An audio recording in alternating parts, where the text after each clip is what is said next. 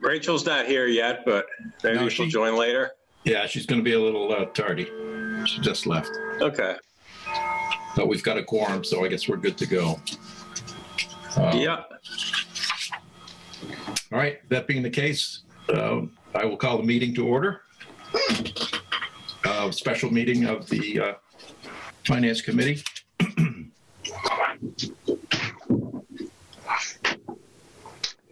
Oh, wow. Let's see. What's your agenda? And do you have any logistical items you want to talk about before we launch into this, or or perhaps we can go right to transfer station and water enterprise and then talk about the logistics, whichever you want to do. Sure. Probably about 5 of 6, I will. I'll sign off and join the select board meeting, and I'll make one of either you or Mary the host. And then after the select board meeting is completed, I will sign back on to the Finance Committee meeting. Okay. All right. Mary, are you up to being the host? Yes? Be the hostess with the mostest. All right. Much appreciated. Yeah. All right, then that being settled, let's move on to continuation of the budget reviews, and first on the list, the transfer station enterprise. Good evening. Who is going to be a presenter? That'll be me. Randall, welcome. Good evening. Good evening. So, Or yours. I do a similar thing. Am I allowed to share my screen? That was very helpful last time. Certainly. So I do a similar thing with that I do with the highway budget. I took past data to get averages. On average, the total over the Goddamn guy always has me. 8 years comes to about $140,500 in expenses.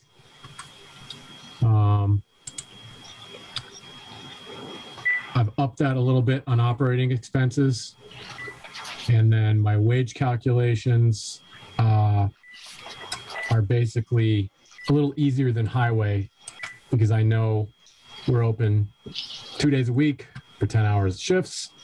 I have to cover Steve's vacation time. I have admin time. That's part of the admin responsibilities, or the assistant to the highway superintendent responsibilities. We mow there. I can't hear. And basically what I do to come up with that is it's past hours that I've tracked in previous years to have a pretty good idea. Hear. Fucking thing. Hey, I can't hear. They're supposed to have me unmuted, and I can't hear a thing Mary's saying. No. I want to try to call Ken again. He does it to me every time. we can hear you, Barbara. Can you turn up your volume, maybe? Do you want me to hold on, Ken? Sure, if she's calling. Yeah, thanks, Randall. No problem.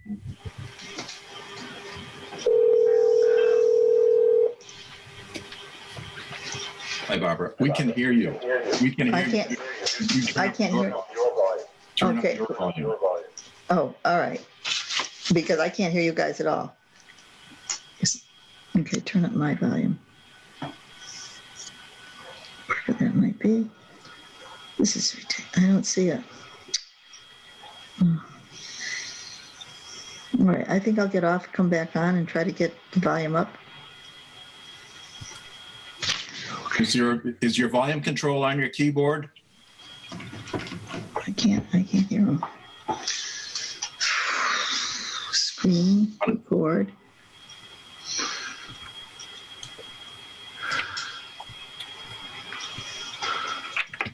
I'm just going to go out.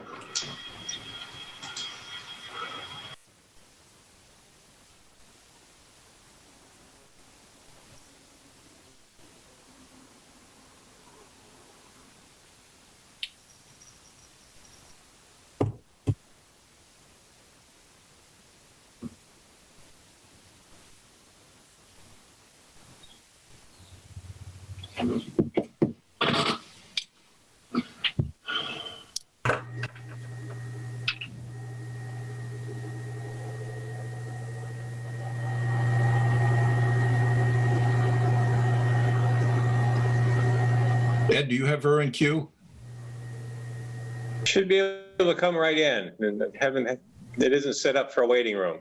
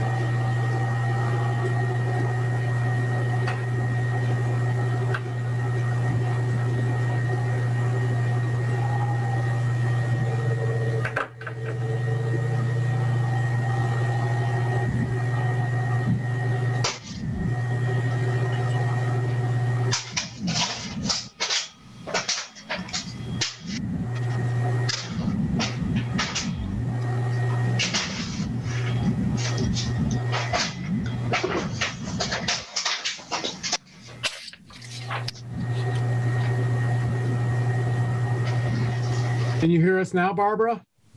Yes, thank you. All right. Great. Okay, so as I was saying, it's a comparatively simpler budget than the highway budget. You guys know how an enterprise fund works, right? That the expenses, you basically set fees to cover the expenses. So 2 years ago, the only variable I have is 2 years ago, the materials recycling facility in Springfield, which is where our recycling goes to, they started charging a fee to process our recycling, whereas previously it was free, or when we started recycling, we got revenue from that as a commodity. So now there's a processing fee, which is on a sliding scale depending on what market the market commodity is. And that's my variable that doesn't seem to have impacted the past fiscal year that badly, but I'd like to be cautious. So revenues seem decent. I believe on the last revenue sheet, I have 102.8 thousand, and my expenses were 129,800 or 900. And just so you know, we start selling our permits the last 2 weeks of the fiscal year. And in those 2 weeks, we bring in around $35,000. Randall, how come there are no numbers in FY21 for the revenue? This is on that, not your sheet, but on the sheet that we got via email. In the revenue? And Ken, those sheets are actually from February, so it's very possible that, as you know, the revenue was backlogged getting into the system, so that could be a contributing factor why there's no fiscal year 21 information in those columns. Yeah, that's why I'm asking the question. I just want to make sure that was the case. Okay, on my revenue, I have $129,896.96. Oh, I'm sorry, that's expense. On my revenue sheet, I have $102,882.17. 882.17. Okay. So it's about $20,000 difference. And like I said, at the end of the fiscal, we usually bring in around 35,000, and monthly expenses are a couple thousand. So I think we're looking good this year. We're going to hope that commodity prices go in a good direction next year. The only changes I've made to the fee structure are we've noticed a lot of businesses and commercial entities using the transfer station. And so we're going to charge them a little more for a business, for a transfer station permit. Okay. So there are two levels of permits then in that one line item?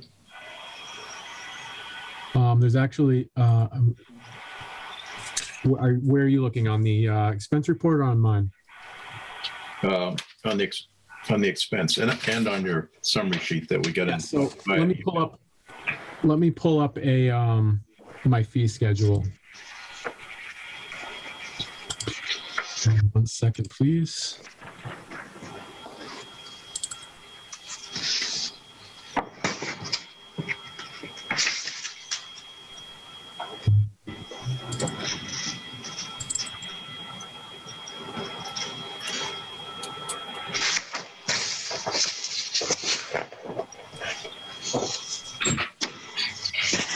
All right, are you seeing a fee schedule, or do I have to go in and unshare the screen I was using before?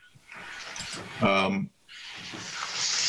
I'm not. We're not seeing a fee schedule. Okay. Other than what you had for revenues, permits, charges, bag fees. But I thought you said that you were getting commercial permits and as well as residential permits. We're adding that next year. Oh, all right. Okay. That's for this budget season that we're discussing. Okay. Why can't I get back into where I was sharing a screen? Oh, close up the one you got up there, Randall, and then try to open the other. Okay.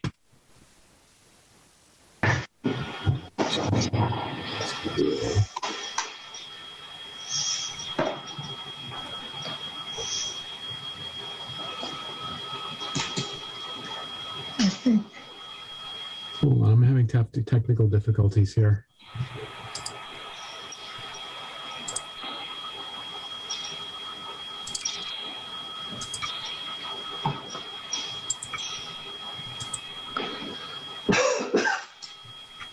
Okay. So normally we have a regular residential sticker is $75. For seniors, we give a $25 discount for $50. But this year we are instituting the commercial and business for $100. Okay. And then like the same, I think what we're finding is people are using their home businesses to write off the expense. And so there's no reason why we can't get a little piece of that. Most businesses bring in a little more rubbish and recycling than residences anyway. So, you know, proportionally, seniors bring in less rubbish and recycling than regular residents, families, and such. So I think it's pretty proportional. I think it's fair. All other fees are remaining the same.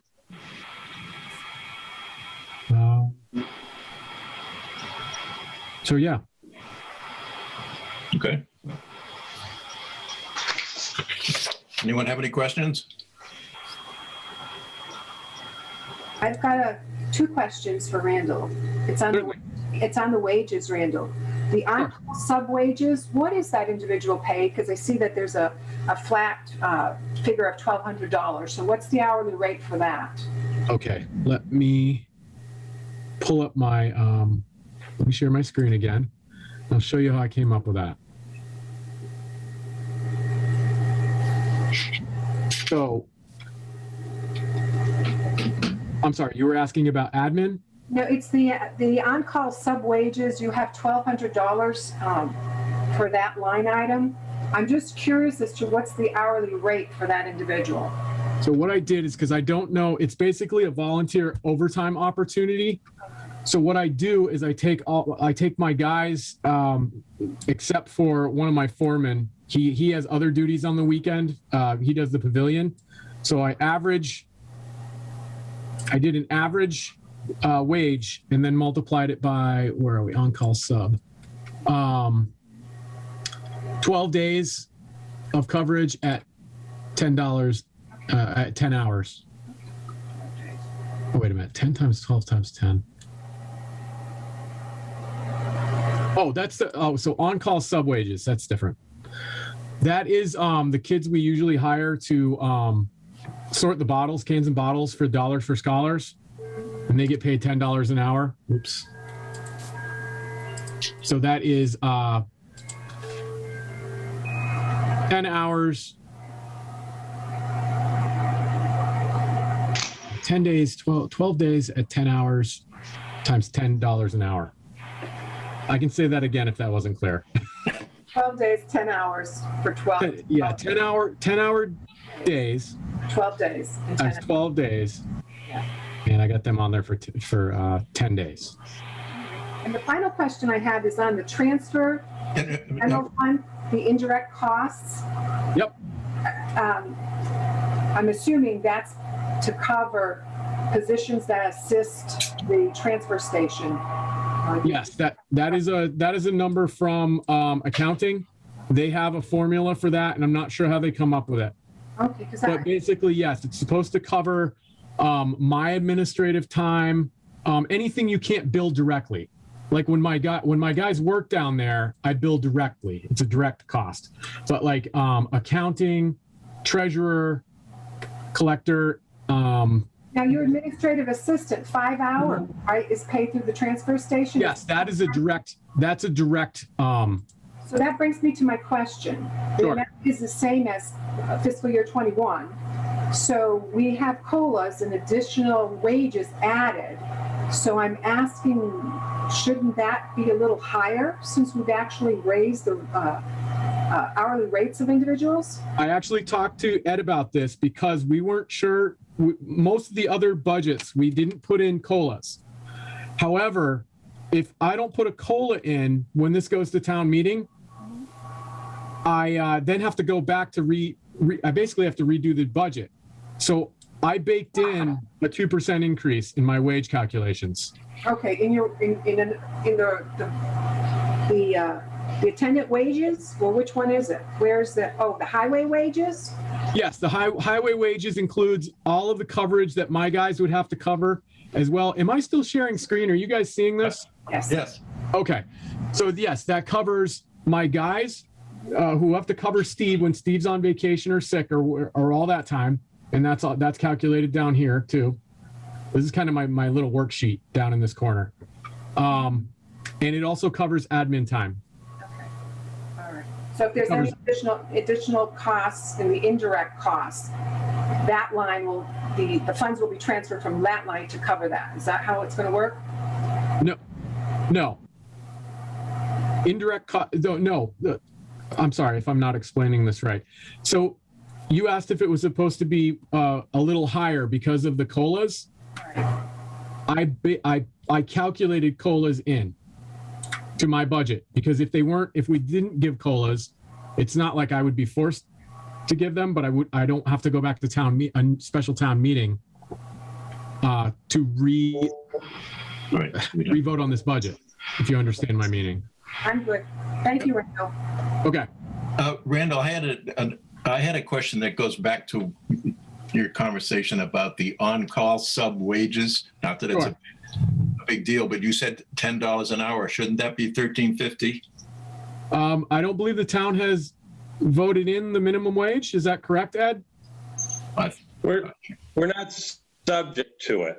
We're subject to the federal. So I don't know if you're using seasonal employees to do this, which brings up another category of pay also. So I misunderstand. Do I have to pay 13 something an hour, Ed? It's built mostly high school. You don't have to, no. Okay. I didn't think the town had approved it. It's basically just sorting cans and bottles. It's very non-technical work. It's honestly, we may not even be doing it this year. I think the town has approved it. I mean, I know that there were issues for the library. There were issues, the fire department. Oh, well, if we have passed that as a policy, it has not been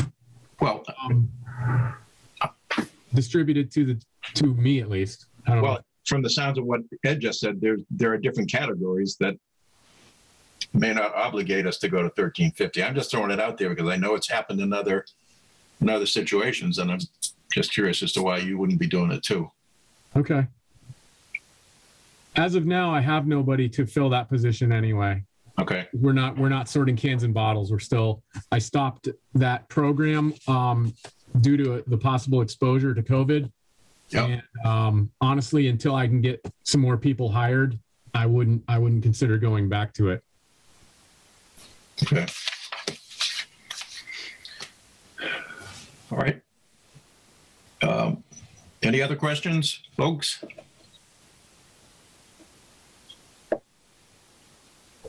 I didn't know. Rachel, are you here?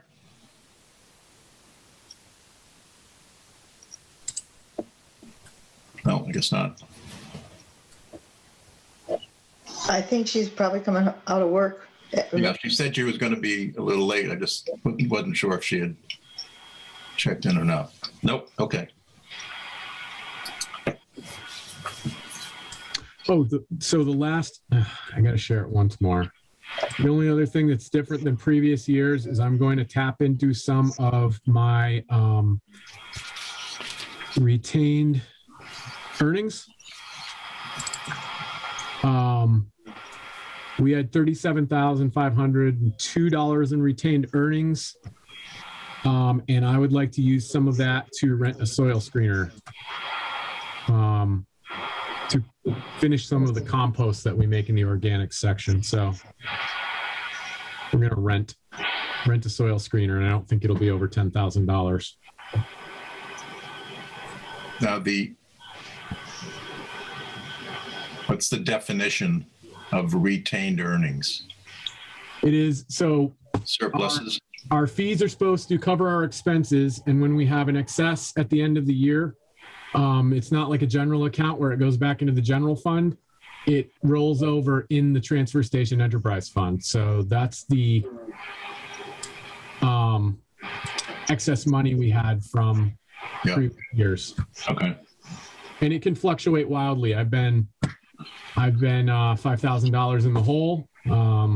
I think the previous year I was $4,000 on the good side, and this year I'd made changes to the several changes to the budget because I was worried about the new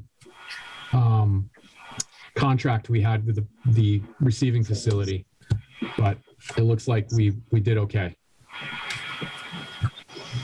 Yeah, every year the DOR will calculate free cash on the municipal side from the general fund, and then the two enterprise funds, the water enterprise and the transfer station, they will calculate retained earnings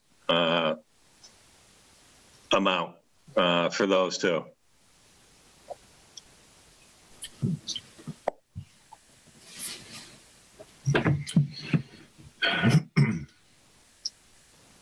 Okay, so there's no mandate that those should be returned to the fee holders. No, to an operating fund or whatever, as opposed to just aggregating every year. Well, we can utilize them. Isn't it like a little slush fund? No, it stays with those two enterprise funds. It's part of having an enterprise fund. Okay. All right. So that's one of the uniquenesses, if you will, of an enterprise fund. That's correct. Okay. Okay. And they allow them to do that because there are years that you may generate positive retained earnings. There are other years that you may not hit your revenue funds and you may have to tap into retained earnings. So they look at it as taking a look at it as like a balance over a number of years. But it's also creates a fund for capital improvements that's outside of the general fund as well. So should I need to do something there, I've got those retained earnings. But that's only within the operation of the transfer station. Correct. Yep. Correct. Okay. Oh, Ken, how I wish I could meld the two and I would have a little more to play with over here, but no, I get to manage two budgets. It's fun. Good time. With different rules. Right. There you go. All right. If there are no other questions. I actually have yes, Mary. Totally unrelated to the transfer station. Sure. About his other fund, Randall, the MS4 stormwater. Mm-hmm. When you met with us back in March, you broke down the consultant contract, the coalition dues, and then I believe there were some compliance expenses, et cetera. And Yes. we've seen the Capitol had approved $31,545 coming out of free cash, but I believe there's going to be an article for $28,875. So the difference will be coming out of your expenses. Is that how this is going to work? No, I don't believe there is a difference. I had given Ed a higher number from the previous year before I got my the proposal from the consultant, and the proposal from the consultant came in less than expected, less than the previous year. So we've revised that number, and Ed and I have gone over this a couple times because both of us we have to keep the 28. It's like 28, right, Ed? 28,875, I think is the exact number. All inclusive. Yes. All inclusive. And Ed, I have a question on that draft warrant. I didn't So see. thank you for giving me that heart attack about 3 or 4 weeks ago when you said it was 31 and I had to go back and check on it again. Ed, on the draft warrant, I don't see, there should be an article, right, for the MS4 stormwater? There is. If you look at, there's another one that I sent out a little later today. Oh, okay. And somehow the first one I sent out, I had accidentally deleted it. I put it back in. Okay, thank you. So good catch. Good catch. One final question for Randall. I got to sign off and go to the other meeting. I'll sign back on in a while. Okay, thank you. All right. See ya. All right. Did Randall leave? No. Oh. No, he has returned. One final question for you. Sure. There's a request, a capital request for a 1-ton pickup truck to replace, Yes. I believe it's replacing a 2007 Chevy 3500. My question is, on vehicles, how are they signed out of the highway yard? Are they assigned to a particular individual, or is it a first come, first served basis for those vehicles? That's a complex question. And it varies. So most of the time, everybody has the CDL drivers drive the same single axle dump truck. If they break down, things can shuffle, or if somebody's sick, that can be shuffled. As for the rest of the vehicles, there's an administrative vehicle, which usually the guys wouldn't take it, but when vehicles break down, again, I do what I have to do. I give up my administrative vehicle if it's needed for operations. But there's kind of a pool of utility vehicles. This one would fit in that category, where depending on the job you're doing, if you need to haul a trailer, you grab the one that has the the correct ball. We have a 2-inch ball. We have a pintle hitch. So you kind of just grab the vehicle that corresponds with the task you're doing. We have a 1-ton that has a fabricated wooden box on the back. We use that when we go out chipping. It's kind of job specific. So the vehicle that we're looking to replace with this capital request, is it the administrative vehicle? So it would actually, yes, I'd like to take it as the administrative vehicle to try and keep some miles off of it. The vehicle that I currently drive is a 2009, and it's got a brand new engine in it. The bed is rusting off though, so what we're going to do is put a flatbed on it and use it as a utility vehicle. Now, do you actually sign that out at the beginning of the day and then bring it back at the end of the day, or are those vehicles actually go to your home of residence? So my administrative vehicle is just like police and fire, that the administrative vehicle is allowed to be taken home. So, because if I have to reply to a call from my house, especially in the wintertime, it's good. It saves time. Not that I'm that far away. I actually live up the street, but I've been leaving it at the highway department a lot just because I've got wood in my driveway currently. But yes, it could be at my house. Thank you.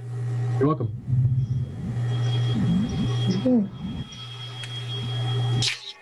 Okay. Any other comments that you might have, Randall? Looks like we're out of questions. I think I'm good.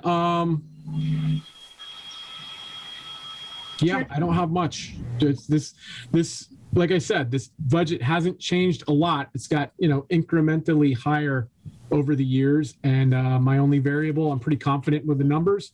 My only variable is that processing fee and where the commodity costs go. Yeah. So other than that, I think it's pretty solid. Can we get a copy of your spreadsheet that you shared this evening? Yes, you may. Thank you.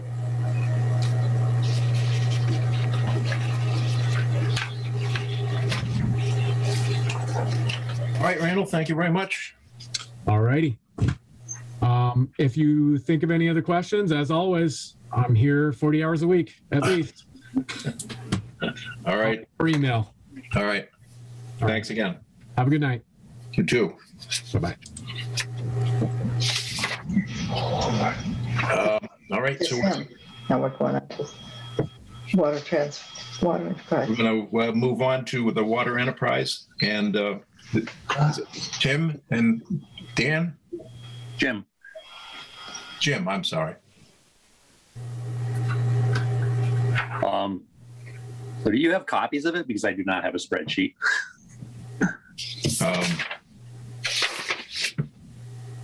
Yeah, we've got the water enterprise summary. And then let's see what else we got. We have the water department budget draft. Yep, that's the one.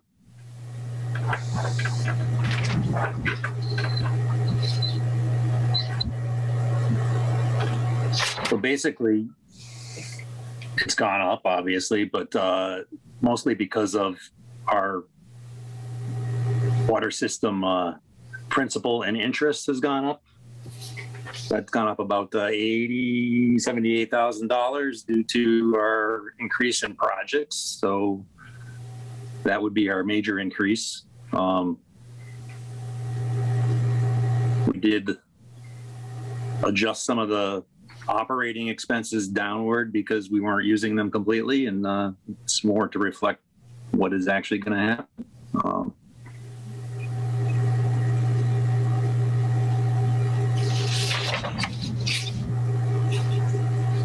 And our wages are going up based on contract negotiations and giving the two employees new contracts. And again, we have to get our budget numbers in before we actually do those employee increases.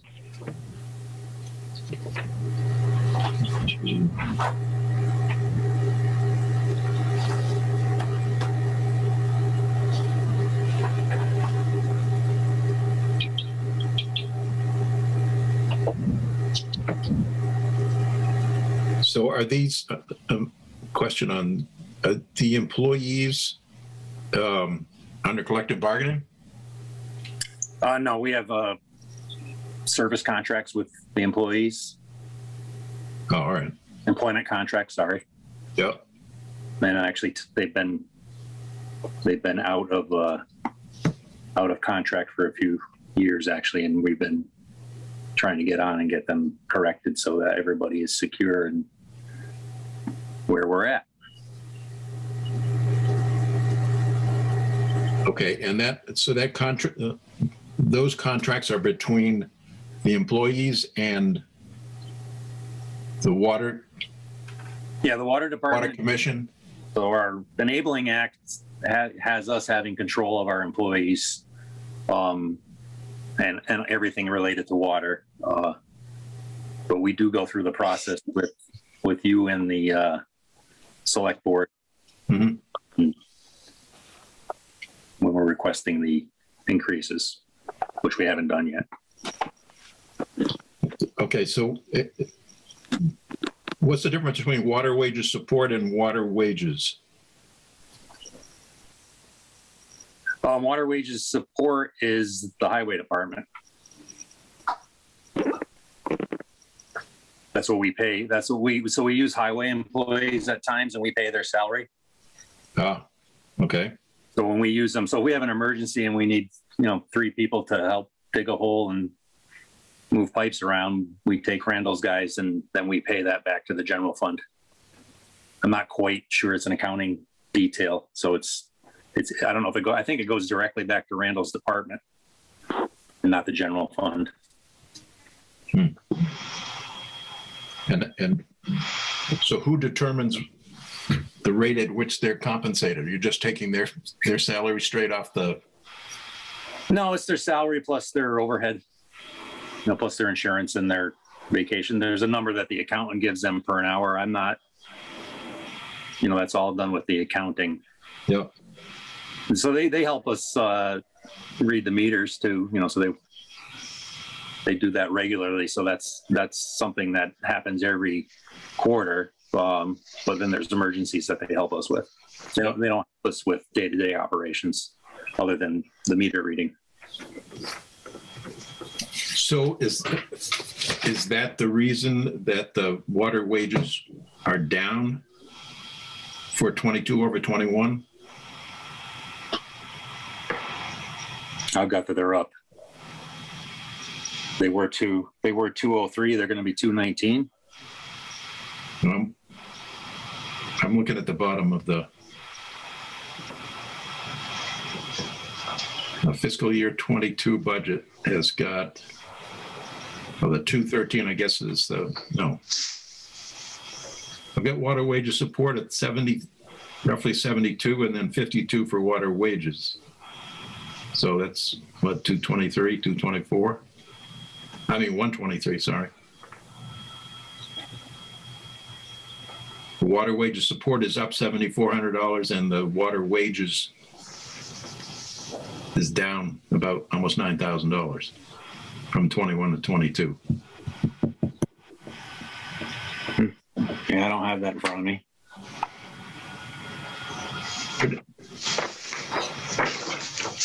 Where did this one come from? Did this come from you or did this come from Ed or what?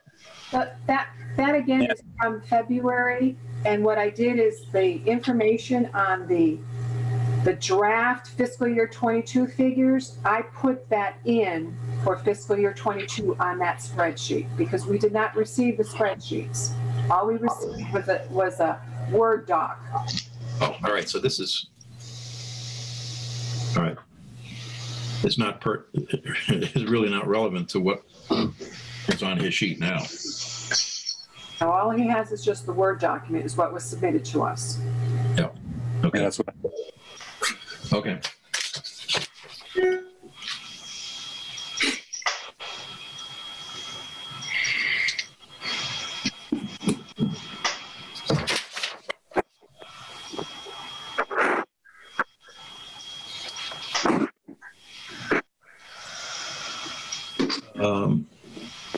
Any questions? I don't want to keep monopolizing the questions here.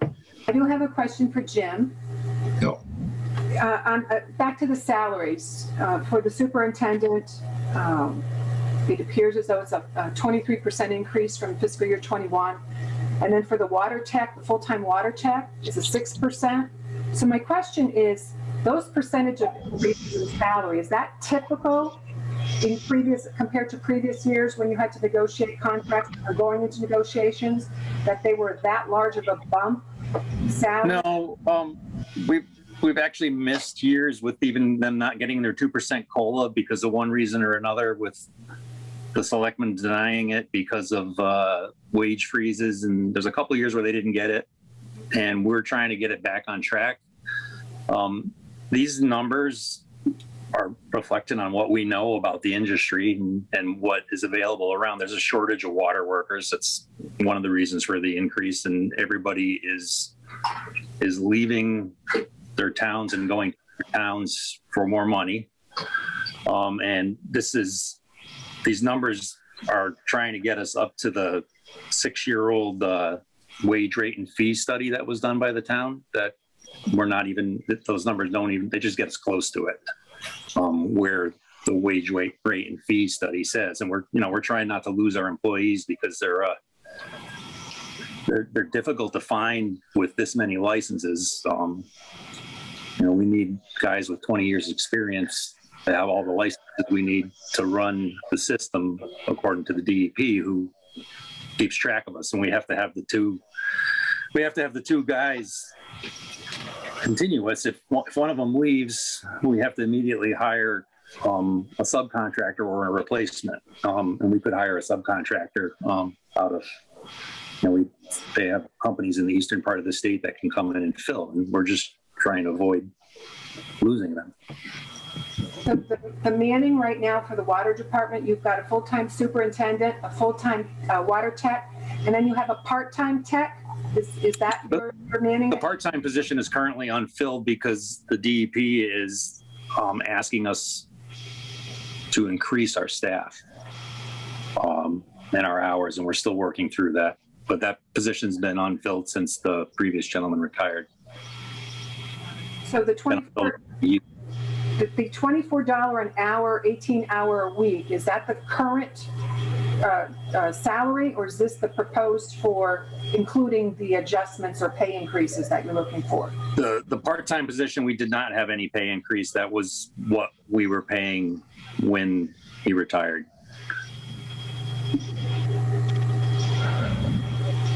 So we would have to advertise that position and find somebody. That position has less requirement for licenses, and it's more of a technical. So there's a scale. I think it would be no more than the $24 would be the top pay. And the water superintendent, back to the water superintendent, with that projected salary, we would be looking at almost $46 an hour. So that's typical in this area in Western Massachusetts for a water superintendent. Yeah, yep, and that's based on, what we know and the wage rate and fee study that 6 years ago, which is available on the town website. I did look at that compensation plan, and I see that there's 5 positions that are in level 6. The water superintendent, the highway superintendent, the police chief, the town administrator, and the fire chief. With this proposed salary increase, the water superintendent would be higher paid than the highway superintendent, the town administrator, and the fire chief. So you're aware of that. That's what you're recommending, correct?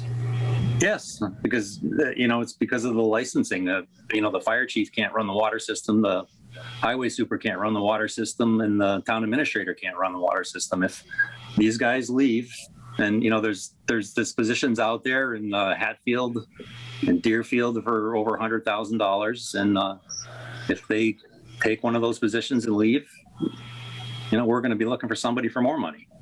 So, right, and correct me if I'm looking at this incorrectly. But the big difference here is that if your expenses go up, your projected expenses for the budget, you just raise your fees. Yeah, well, we had let me think about it. We had a wage rate and fee study done twice. We had it done in 2016 and 2020, and it's figured all this in, employee increases and operating expenses. So our rates are actually set to go up 2.5% automatically, or it might be 3% automatically every year. But we corrected them about 5 years ago. In 2016, we corrected them, and we just corrected them again. But now they're going to go up automatically so that we don't fall behind again, because it's easy to forget about raising them.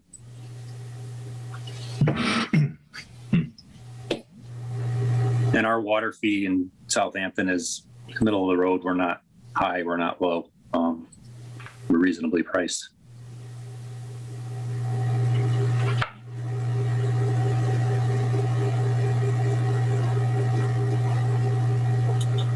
Okay. Any other questions?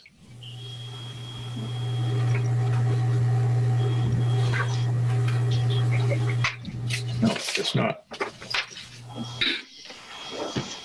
Okay, Jim, any other comments that you would have before? No, I'm good. As long as you don't have any more questions. All right. Ken, I actually have just 2 more, if I may. Sure, go right ahead.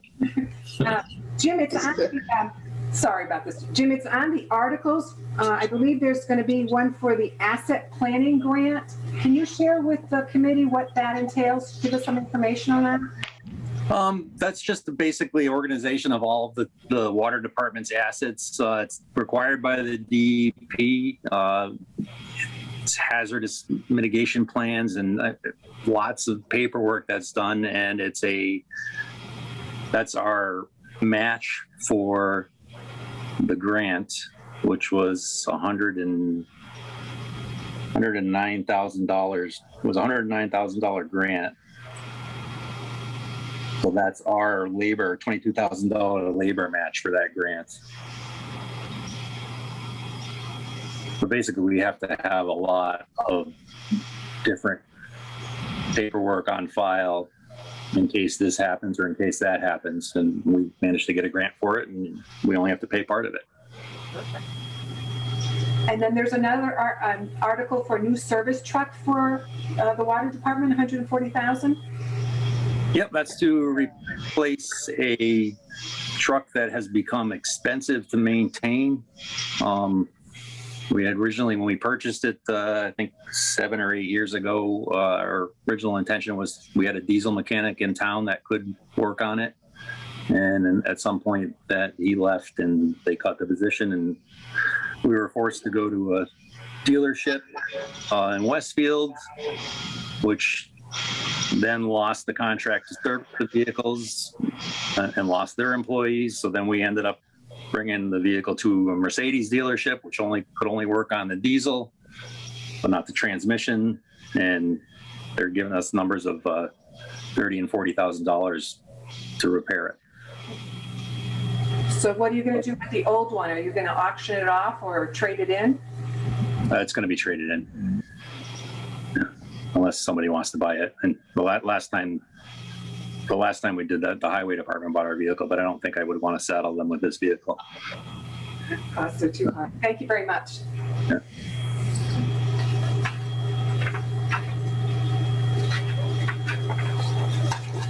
All right. Jim, I guess we're set. Okay, thank you. Thank you. Thanks for your time. Appreciate it.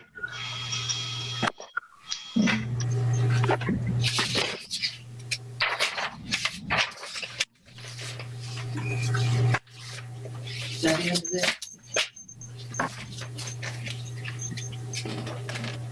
Yep. Well, Come on. Turkey on. come on.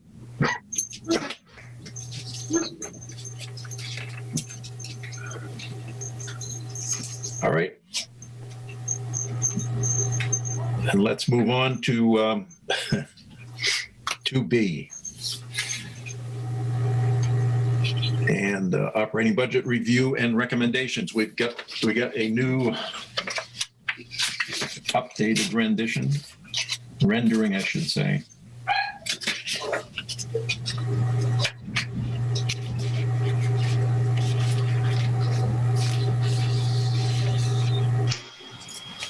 I guess I can't put my hands right.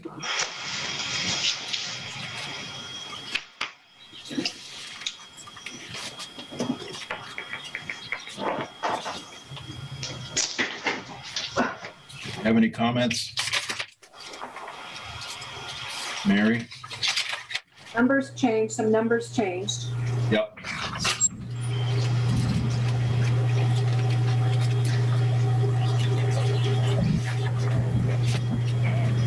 Good. Yep, so the number changed to 718,466.51 from 714,509.49.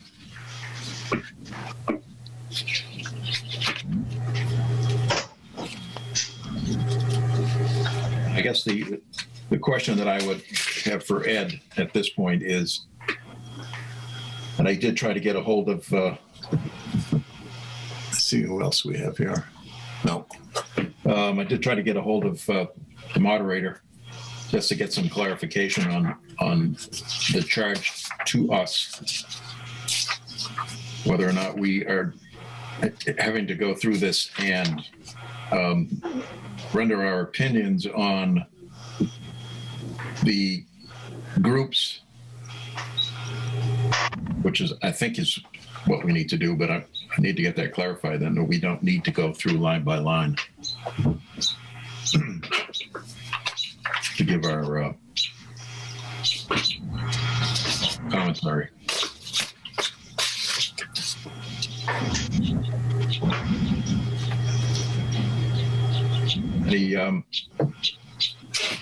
Any comments?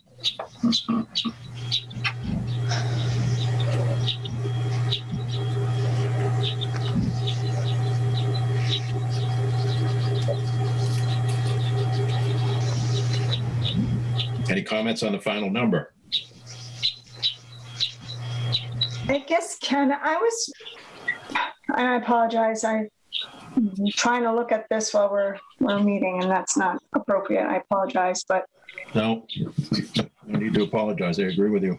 But I thought there were some areas, and specifically with the Board of Health, that that there was an increase that was proposed for the health director due to there's the disparity in her wages, or their wages, but I don't see any changes.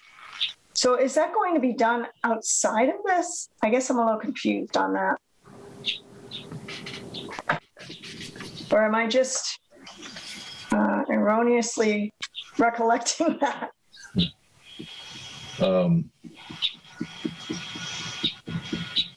Was it the health director? You're not getting that confused with the assessor, are you? Perhaps. I know there's an issue with the assessors. Perhaps that's it. I apologize. Inclusion in the financial group, if you will. And but that's on the table for post fiscal 21. Okay. Thank you for the clarification. Sure.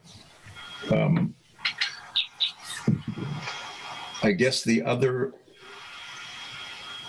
piece of information that I guess we should talk about is the anticipated impact should this override be approved, what it will mean to the tax rate. And the numbers that I received, I spoke with Martha, and this is based on, at the time, the deficit was the original one, the 714,502.49. The estimated impact on the current tax rate of $15.97 would be 88 cents per thousand, which would take it to a new tax rate of $16.85. Again, this is only if that number were approved as an override. So a tax rate of $16.85, the average appraisal in the town is $325,958. An 88 cents per thousand increase would bump the taxes for that appraisal by $287 annually. A house that is appraised at $250,000, 88 cents would be an increase of $220. And I mean, you can figure what it would do. 500,000 at 88 would be $440, and so on. I guess the other piece of information that might be helpful is where the tax rates have gone over the last 4 years. As I said, present rates $15.97. In fiscal 20 was $15.82. Fiscal 19 was $16.31, and fiscal 18, which had an override, I believe, was $16.72.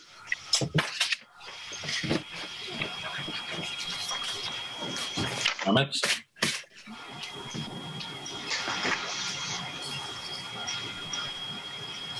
Well, okay, that being said, I guess at this point, it's probably best for us to go through and do this by groups. So in other words, in the first assessment will be for the general government, which is showing an amount, the difference between the base budget and the override budget of $37,165.25. And you can see the individual items in there. I guess I would entertain comments on any of those individual items. And if there are no comments, then I would look for us to opine on that surplus of $37,000, or deficiency, I should say.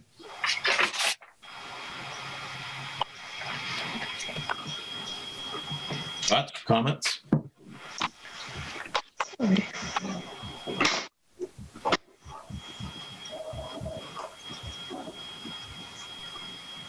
Because the numbers out in the far right are the amounts that are in excess of the base budget.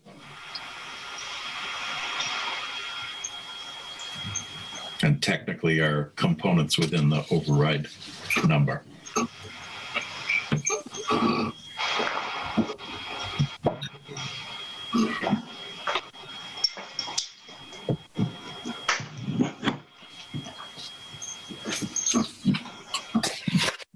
No comments? Then I would entertain a motion as to where you think we should be on this first group.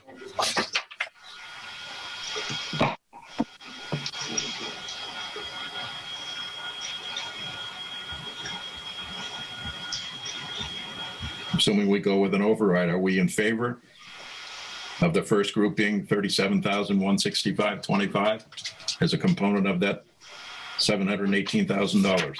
I do have a comment, if I may. Certainly. I don't know if you want me to bring up the spreadsheet so some of our viewers can see it also. The issue I have is when we were actually putting this together, working with the select board back on the 6th of May, and we were developing the 1.5 column and then the override column. Yep. The comment that was made, and I specifically remember it was, we don't want to include salary increases in the override. However, when we look at the general government, there's 4 or 5 positions that have salary increases that are baked into the override budget now. So I have an issue with that. Right. We have the administrative assistant wages that went up. The assistant accountant wages went up. The principal assessors went up. The treasurer collector wages went up. The town clerk's salary went up. I have heartburn including salary increases in an override budget.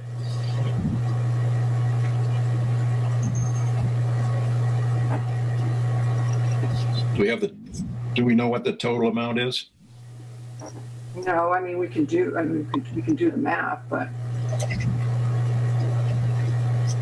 I don't have that. But those are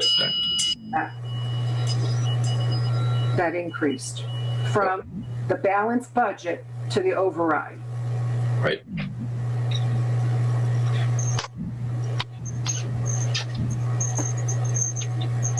All right, and I guess the other thing that would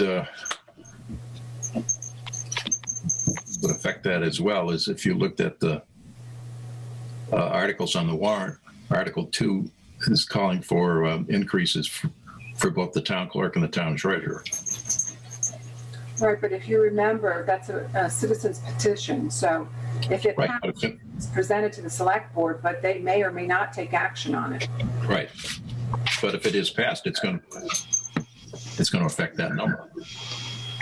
Select board has the opportunity, and portrait words, they may choose not to implement it. Right. Because if you notice in the warrant, it's not included in the budget and financial issues for us to consider. Good item. Yeah. Yep. And the other item I have that causes me some concern is the emergency management position, the stipend that's now included in the general fund. I understand what the select board's position is. This is a position that we need to pay. But as I look at this was a volunteer position. When it was advertised, it was a volunteer position. When the applicants applied for it and they were going through the interview process, they were specifically asked, if there is no stipend, are you still interested? One candidate said yes, one said no. The one that said no didn't get the job. So now 6 months later, we're looking to pay the position. So this is one line in a 200-line budget. I think the taxpayers really should make the determination. Should we now convert a volunteer position to a paid position? And I know the answer is going to be, well, it's part of this budget. They're going to be approving it. But the fact is, it's buried in 200 lines, and that causes me concern. I'm looking at it from, if I was the interviewee, and now all of a sudden it's a paid position, 5 months, 6 months after I said, no, I don't want it unless it's not paid. Now it's being paid. I think it puts us in a poor light, puts the town in a poor light to do that. But isn't that the position that the first 6 months are being paid through right COVID funds? Yeah, the CARES Act. It's paid through the CARES Act. That's going to end in December. Right. Now this is adding a paid position to the general fund. Right.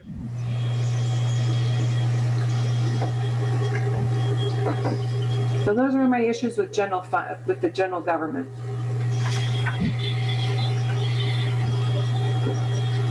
Okay, and I guess what we need to do is determine what those concerns amount to dollar-wise. That EMD was 6,000. right. The town clerk is $809.10. The treasurer collector is $548.10. The principal assessor is $825.28. 548.10. What? Say that one again, please. The principal assessor is $825.28. Yep. The assistant accountant is $407.16. That's it. That's it for salary increases. Yep. I have issues with it on an override.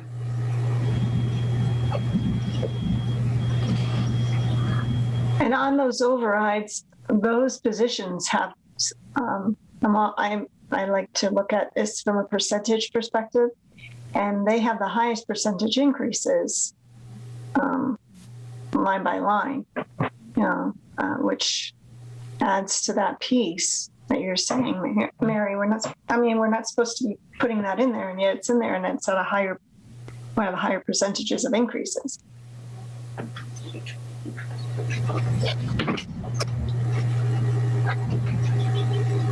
Excuse me just a minute. I got to get my calculator down there. Do you want me to go get it? Sure.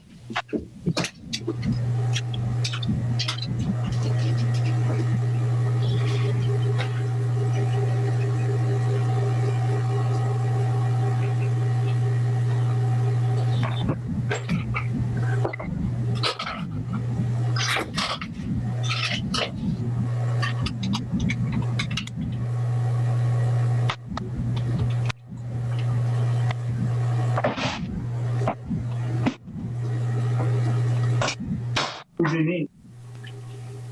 All right, so that total, I guess, is 2589.64.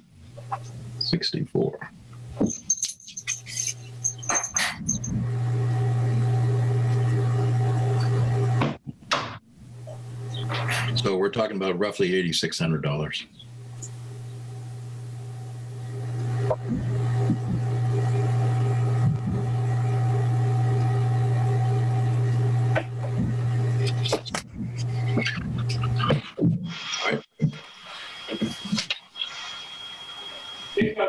Anything else within that group?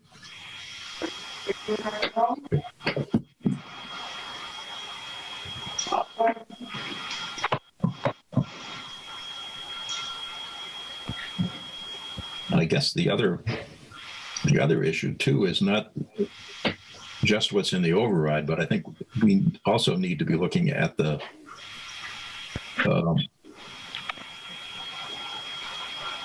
non-override budget, whether we have any concerns within that group.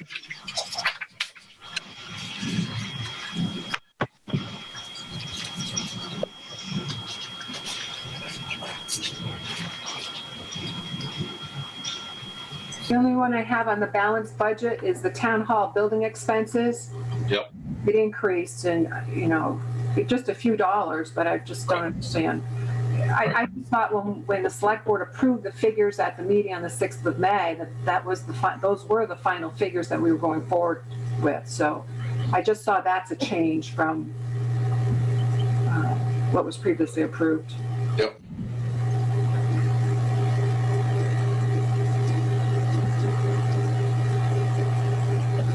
Who gets to change those figures?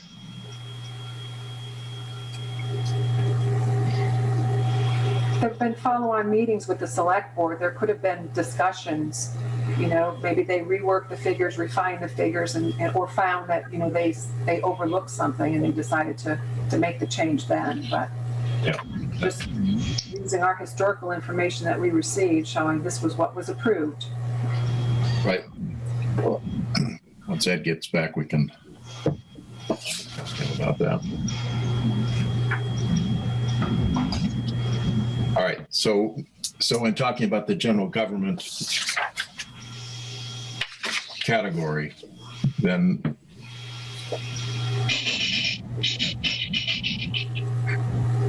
technically speaking, we don't agree, and it would be for the two reasons that we've cited, or actually a singular reason that we decided with two instances: salary increases and the EMD position, and roughly $8,600 of salaries that are in the override.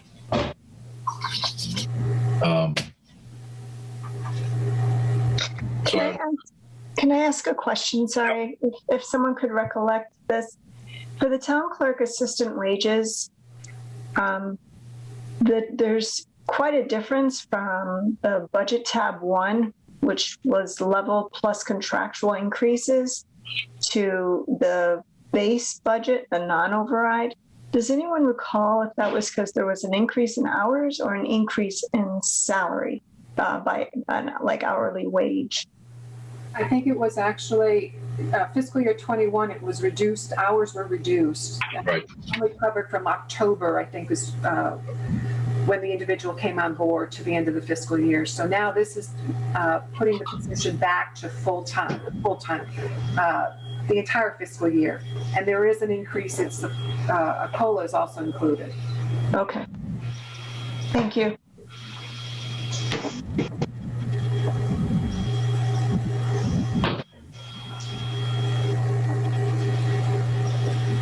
All right, but before we go through and and make motions on this on these, I think it's best that we identify those concerns that we have, and then once Ed gets back here, we can make sure that our formalities are appropriate, if you will.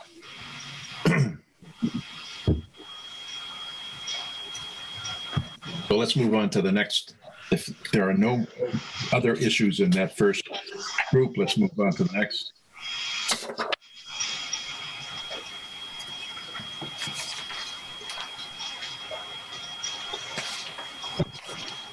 Which would be the public safety, or public safety as it's headed up.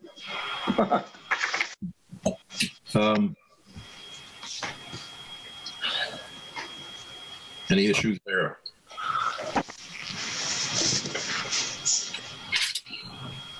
About $37,012.39 is part of the override. I guess I continue to have an issue with the hopefully I'm not misinterpreting this, but that fire truck maintenance, that was an issue for us in the original budget hearings that we had. And my understanding was that that number was within the fire department expense. It was not a line item. We suggested that, as there were concerns about that, to make it a separate line item, which we did, or which was done.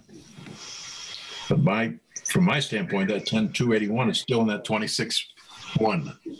And that's being double counted. Actually, Ken, when I looked at the expenses for the prior 5 years for the fire department, starting in 2017, Yep. he actually expensed his entire $26,100.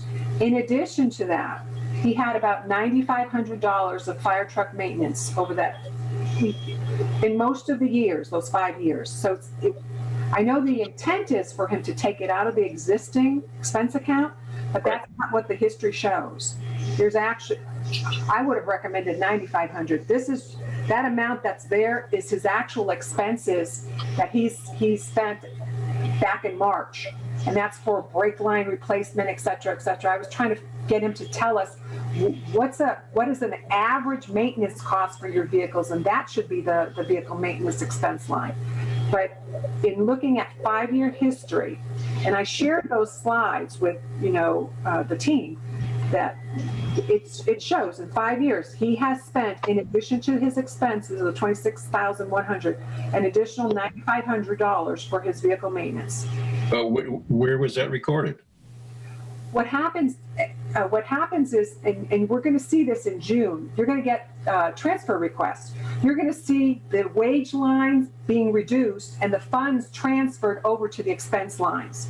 That's how he got the money. When you looked at the targets, there were no targets given to him. He didn't have a budget target for vehicle maintenance. He had expenses, so he just showed the expenses without an authority line to go with it. At the end of the fiscal year, they realigned the funds to cover that expense, and they took it out of the wages lines.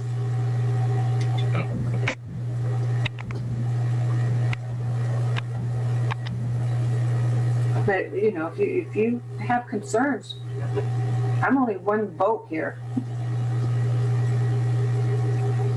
Yep.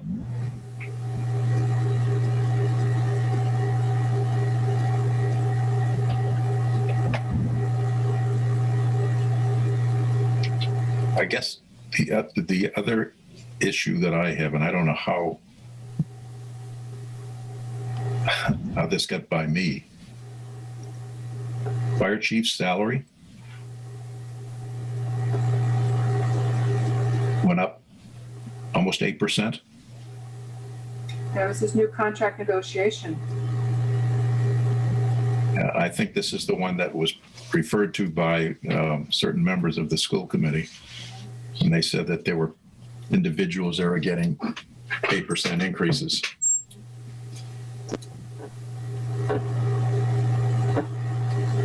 That's it. That is simply a contract. I don't know how simple it is, but the other thing we should think about too is these figures don't include the Police Reform Act, and as the police chief mentioned, there's about an additional $3,000 that will be needed, or $6,000 that will be needed for his officers to receive the required training, and that's starting the 1st of July is when it's effective. But isn't that in the 10-4? No, this is the police department.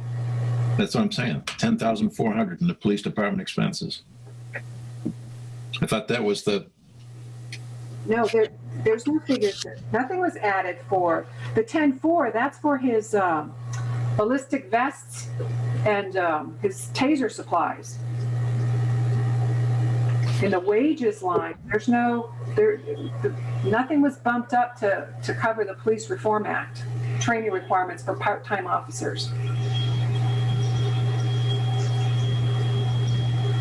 Duration. It's in the. I thought he mentioned something about including the training. Yeah, it's in the comments line. The consideration of Police Reform Act and additional training needed, 2.5 per officer, and an additional The consideration should be given, Right. but the figure wasn't changed. And I thought it was in the 10-4. I have to go back through my worksheets.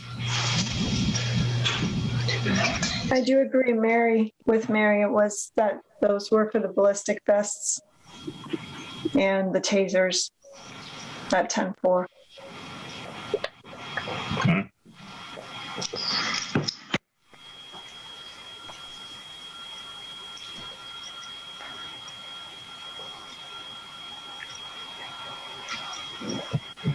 Okay. Anything else? I'm going to add to our stress level. The union contract for the police officers, dispatch, and highway, it's expiring at the end of June. So come the new fiscal year, we're going to have to go into, well, perhaps the contract negotiations are going on right now, but there's no placeholders in this budget for any of those increases.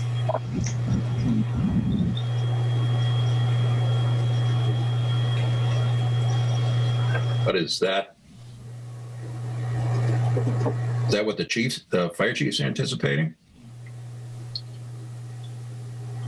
No, there's no union contract, labor contracts in the fire department. It's in the police. It's police, the dispatch communications, and then the highway department.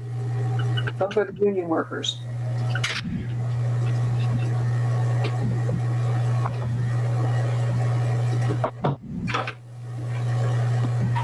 But then what's the police chief's salary increase reflective of? That's his employment contract. That's his Right.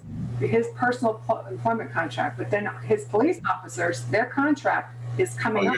Okay, sorry, I thought you were talking about the chief. Right.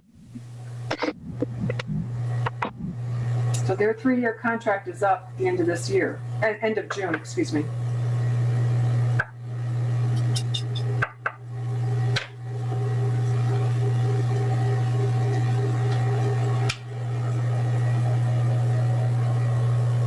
And as far as we know, there's been no provision for that. Is that what you're saying? Right, no, there was nothing. When we brought that up, if you recall at a select board meeting, basically, if the new rates become effective, et cetera, what they'll do is they'll probably go to a special town meeting and ask for the funds, and then the pay is retroactive. But the question is, where's the money going to come from? Right.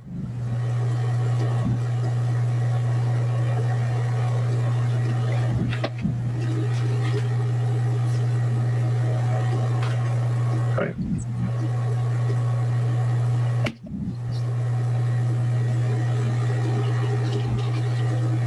Okay. Anything else?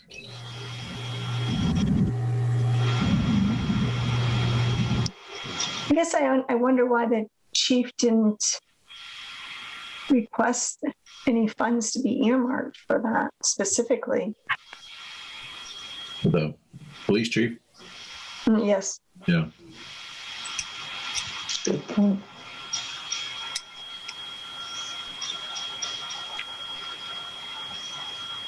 Everything seems to be coming in late, you know, you don't have a lot of time to analyze everything because it's almost due, coming up. It's tough.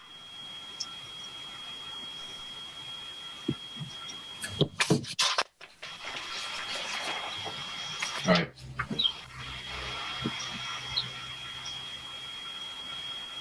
Anything else in public safety? I'm going to be taking these up with Ed when he gets back.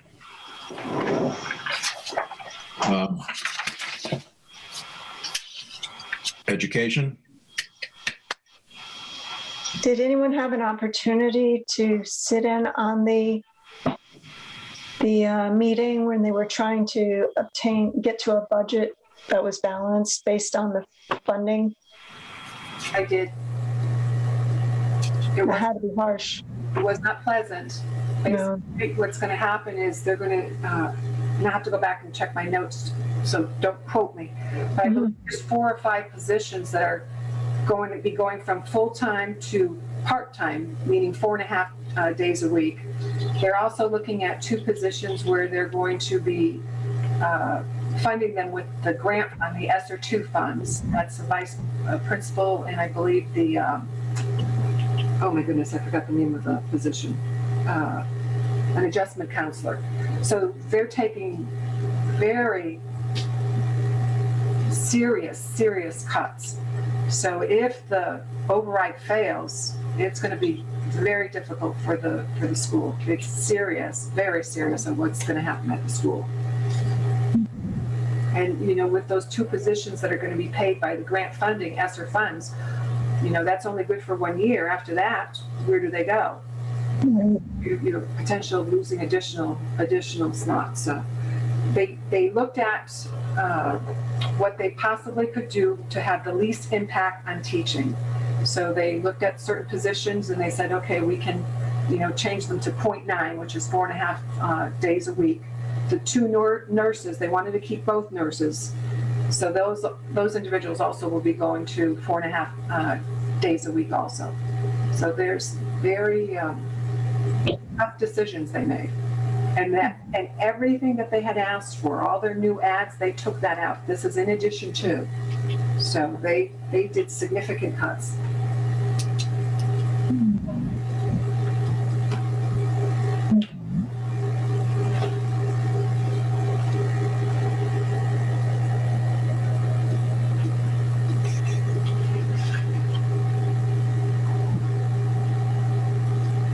And the one issue in the education section that causes me a lot of heartburn is on the balanced budget, the charters, the local school transportation, that figure should have been $411,887. So we know going in, if the override fails, we're $100,000 in the hole, because that line includes the special ed transportation as well as local transportation. And if you recall, you know, they attempted to see if they could get a van or a bus, but we received word that the contract, not accepting any new requirements until the December of 2022. So we're going to be looking at a bill of $411,000 that will be payable, and we've only budgeted $311,000 for that line.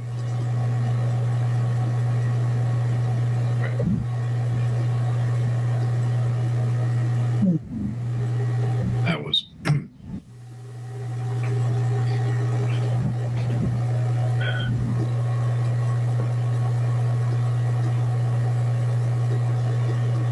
all right. Any other comments on those in that group? I have a positive comment if anybody wants to hear it. Sure. When we look at the bottom line for education, you know, the 11.7 million, it is a 2.5% increase from fiscal year 21 overall when you take in all the factors for education. Mm-hmm. Norris School was, you know, visibly upset, you know, when they were looking at their increase from fiscal year 21. They kept saying 0.87% increase from, you know, fiscal year 21. Whereas the town is looking at the bottom line at all the education costs, but it is a 2.5% increase from 21.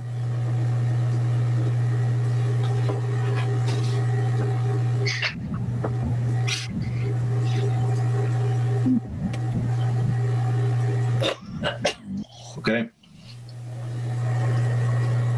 Public Works. A couple of items that are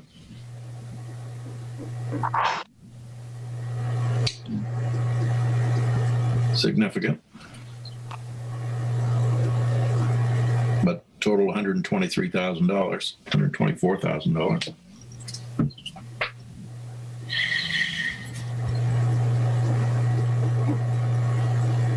Any issues there?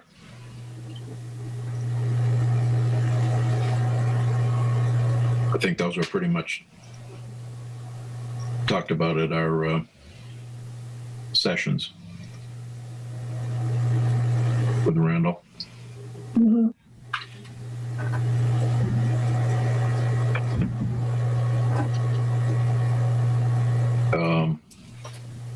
Health and Human Services.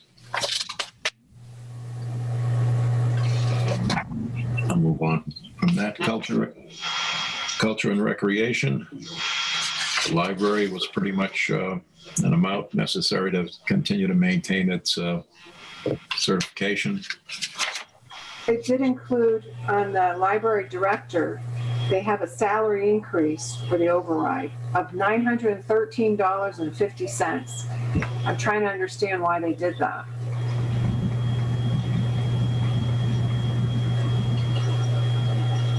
And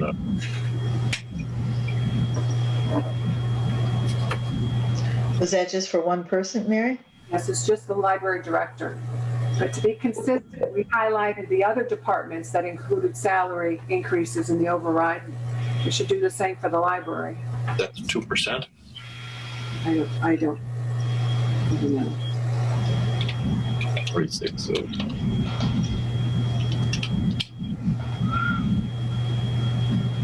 That's a little bit, just a tad less than.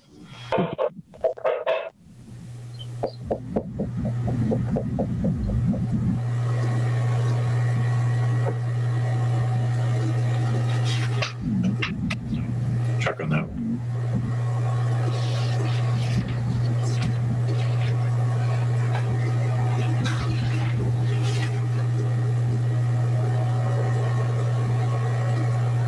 The library wages also has an increase in the override. I don't know if it's specific to a specifically hourly wage or if it's just more hours in general. Yeah, I seem to recall they wanted to have the substitute returned to them. It was like in the $5,000 range so they could reopen for Mondays. True. Yes, that's.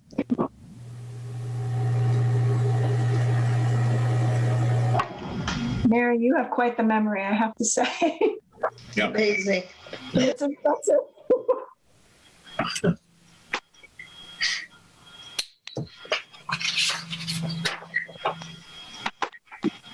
Anything else there?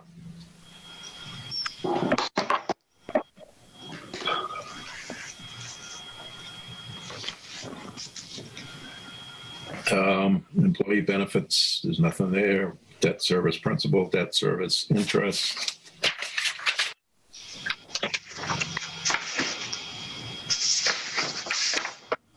That brings us down to our 718, 466, 51.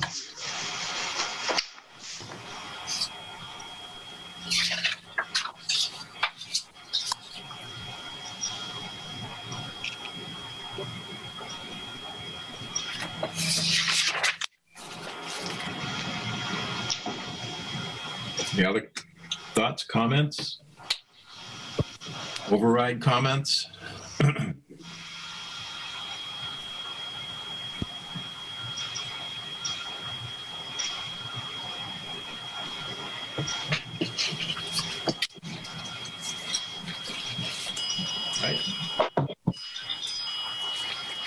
I just think of the younger families coming in and they're buying the newer homes that are being built, and it adds up, it's just that added cost. I don't know. I mean, hopefully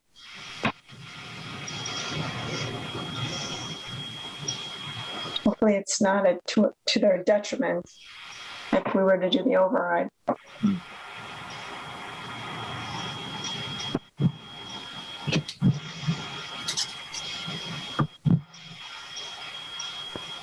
All right, then, that being the case, let's move on to capital requests in anticipation of Ed returning, and we can formalize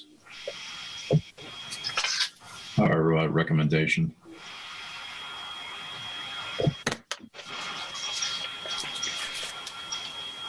Mary, do you want to any comments on the? I know you had some issues about a couple of the capital requests.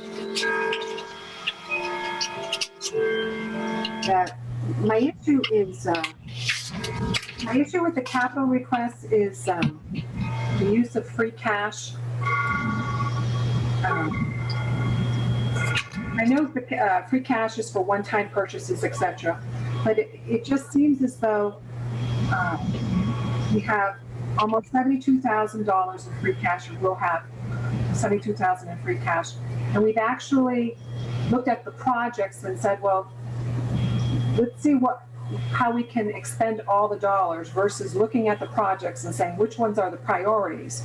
Again, my concern goes back to if the override fails and we have to live with a balanced budget, we know we have holes that, payments will be due and we don't have the funds to do it. So I'm looking to save as much money as we possibly can to have in our back pocket to say, well, okay, we can cover, this with some free cash. If we go with all of these projects that were referred to by the capital committee, approved by the capital committee, and recommended and approved by the select board, then we will be expending all of the free cash as well as all of the capital stabilization funds. And I'm one that likes to save something for a rainy day. So that's my little piece to offer. That to take a look at these projects and actually make a determination, what are the priorities? What are the critical projects that must occur right now? And if there are any that we should postpone to perhaps a fall special town meeting. And after we know what happens at the annual town meeting, does the override pass? We're good to go. If it doesn't pass, then we have some money set aside. Right. It's just too many unknowns right now to fully expend everything that we have without going through and looking at what is the priority. Prioritize the projects. And if you don't feel doing that, I'm only one person, so that's just me. Nope. I agree. I agree too. Mm-hmm.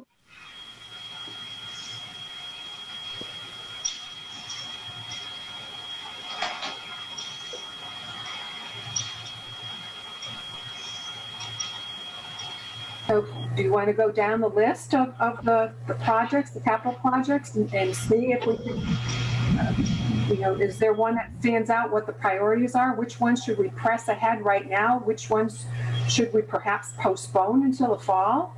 As far as our recommendations, obviously this still remains the select board's. Right. But, the warrant would show whether we recommend or not recommend. And then the question would be asked at the annual town meeting, well, why don't we recommend it? Right. Okay. The MS4 stormwater, 31,000. Well, actually, remember what Ed said, it's going to be 28,875. So that's changed. Yep. That's the all-inclusive amount now is 28,875. Yep. And that's a requirement. If we don't fund that, then we're non-compliant. So we're going to have larger fees to pay than just this. So we have to let that one go. Yes. That's a must pay. Yep.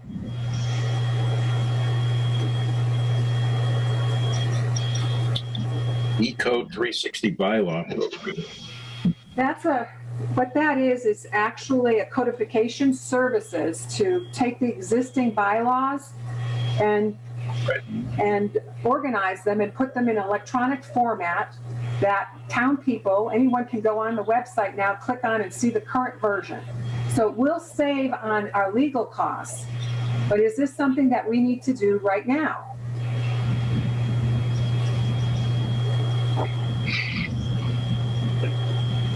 And also, this also has an annual maintenance fee of $1,195. That covers annual licensing and web hosting. And that figure isn't in this budget. Okay. Okay, a no for that one.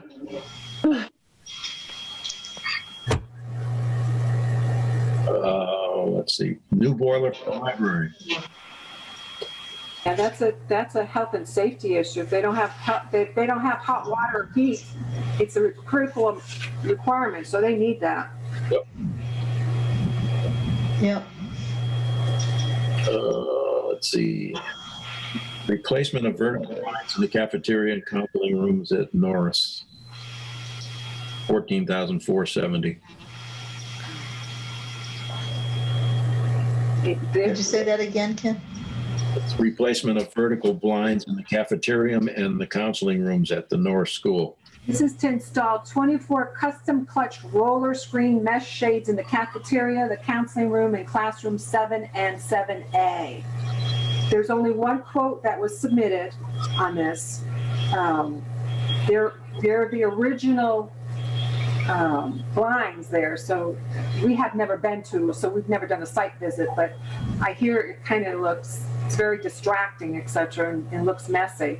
But the question is this critical that we need to do it right now, or is this one that can be postponed until the fall? Right.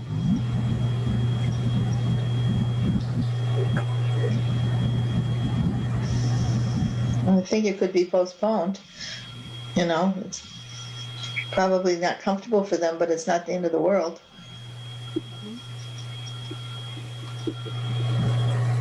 Yeah, I would agree.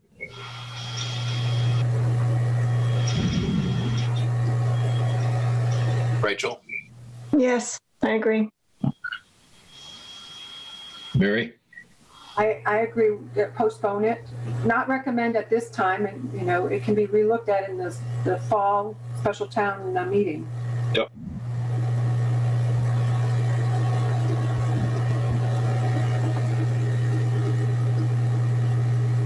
Okay, did I miss any here?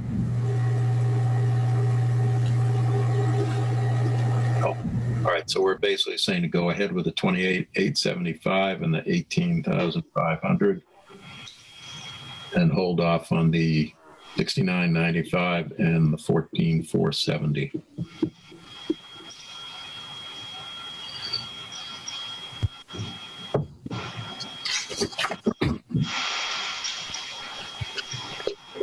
Okay.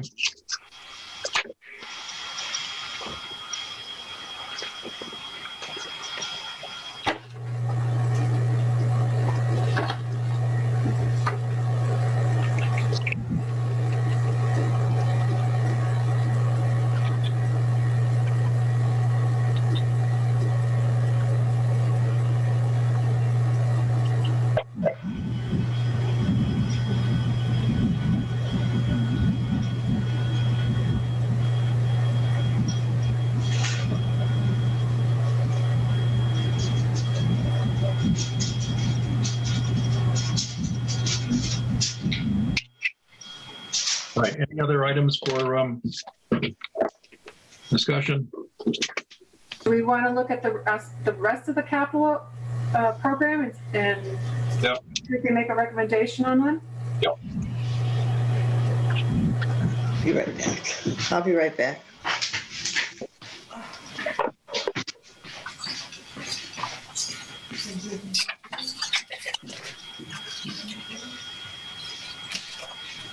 All right, where do you want to start? Well, that lists 2 voting machines. It's actually 1 complete voting machine, and it's a spare tabulator. Right. You know, when we met with the town clerk, she had indicated that the one we have is a working condition, but we can't get any spare parts or replacement parts or anything along those lines. So this will increase the maintenance fee to $400 a month. We're presently paying $300. So I look at this as a critical function. Elections are a critical function of town government. So I would recommend approval or recommend.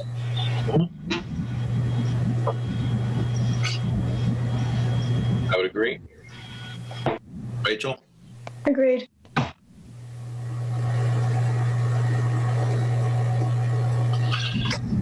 right. Let's see, the code, we already tabled that. Single axle plow. The single axle plow, let's see, what is that one? Oh, that's to replace an existing 22-year-old 1999 International CDL with plow and sander. The current truck mileage is unknown because the odometer stopped working. If this actually is approved, they're going to trade in or auction off the old truck, so it's not going to remain. But don't do it. And not only used in the wintertime, this is also used in warm weather for hauling material for road and other construction maintenance repair work. So. Well, he's got issues with his aging fleet. That has been a constant concern of his. Our maintenance costs are high also because we don't have a mechanic for over a year on staff, so we got to farm everything out. Yep.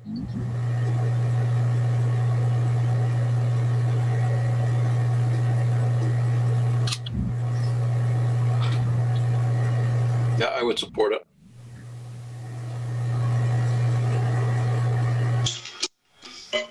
Mary? Yes, I support. Rachel? Just a question for clarification.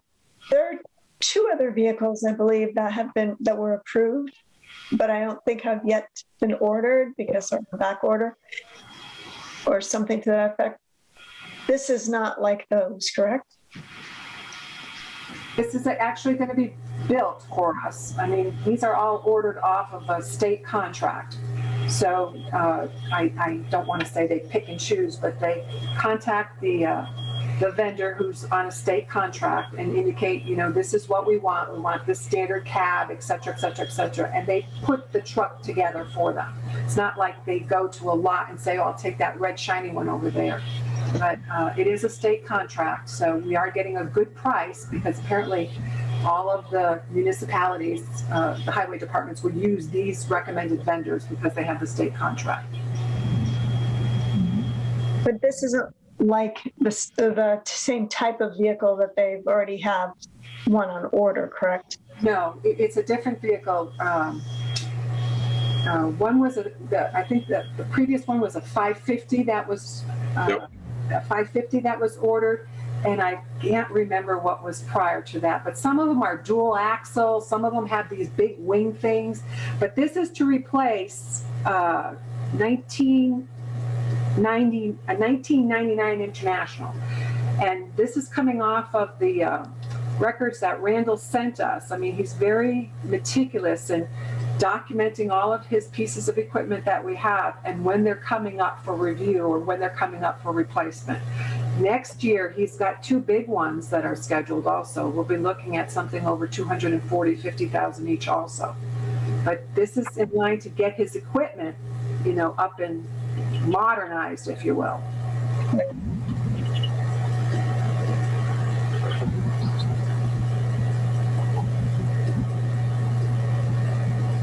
All right, so we were all on board with that?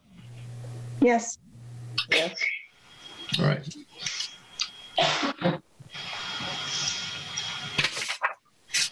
The 1-ton pickup for the plow. That's to replace the 14-year-old 2007 Chevrolet 3500 light pickup with plow. And that vehicle has 104,284 miles on it. And if it's approved, we're going to trade in or auction off the existing vehicle. And as Randall had mentioned, this is his administrative vehicle. Yep. It's also used as a utility vehicle if needed. And again, this is off of the state contract. It's a bare bones 4x4 Ford 350. And it has will have a 9-foot Fisher plow. That's what he would order. My only concern with this is the optics. It's used as an admin vehicle, a staff vehicle for a department head. If the override fails and we are in a balanced budget and the school is, you know, cutting back positions, etc., we will have a department head driving around with a brand new vehicle. Right. I think that's bad optics. Agreed. Right. But I guess the issue is, do we need the truck? Yeah, that's exactly correct. And if it is optics, then then maybe he has to do something about that. Does he want the truck, or does he want it because he can drive it? Isn't it more, does he need a truck? Right. Not want. Yep. Yeah, I think the need is there. It's just it's a question of he making the decision that he doesn't get into that. Who's that situation that you're talking about with him driving around in a new truck?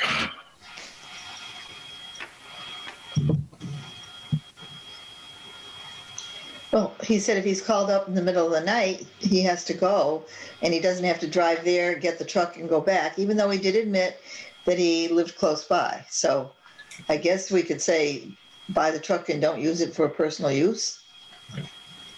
That should be policy anyways. I mean, no one should be using government resources for personal business. Right. Right. I kind of got the impression that he drove it home but had his own stuff. And then when he was called, he went to work. I might have misunderstood. That becomes a question as to town's liability for their property in somebody else's yard. Right. Again, that's a whole other management. So I guess the issue is deciding that it makes sense when there is a need for us to purchase this 1-ton pickup. And I guess based on the narrative, the 104,000 and the maintenance involved, that it's probably time to turn it in. I agree. Rachel? I think that he should probably wait. He's getting another vehicle. He has one on order. I know they're not exactly the same, but to Mary's comment, it does look, I mean, here we are cutting the budget for the school to that extent, and we're purchasing all these capital ads for one department that are pretty hefty prices.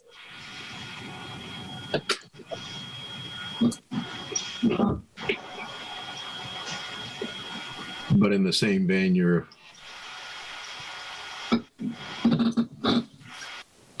I guess getting rid of the box of Band-Aids, if you will, from the standpoint of the maintenance cost to maintain a 14-year-old truck. Too old.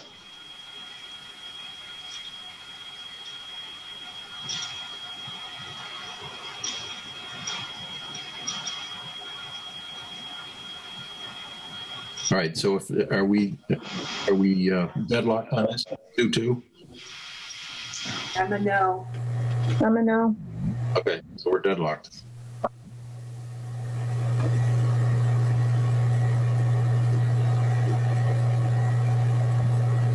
We're recommending, I guess it's a question of how we would phrase Unclear. A hold. I'll talk with Ed about that when he gets back. The new boiler and water heater for the library, I think we basically agreed on that. Yes. Yep. Yes.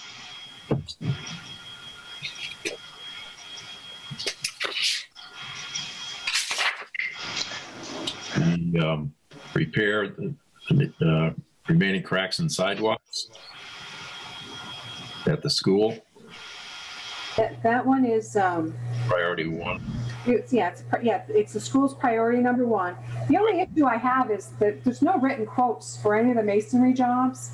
Right. Basically, just the recommended vendor and the vendor's home of address is what's provided. So that causes me a little bit of concern. And then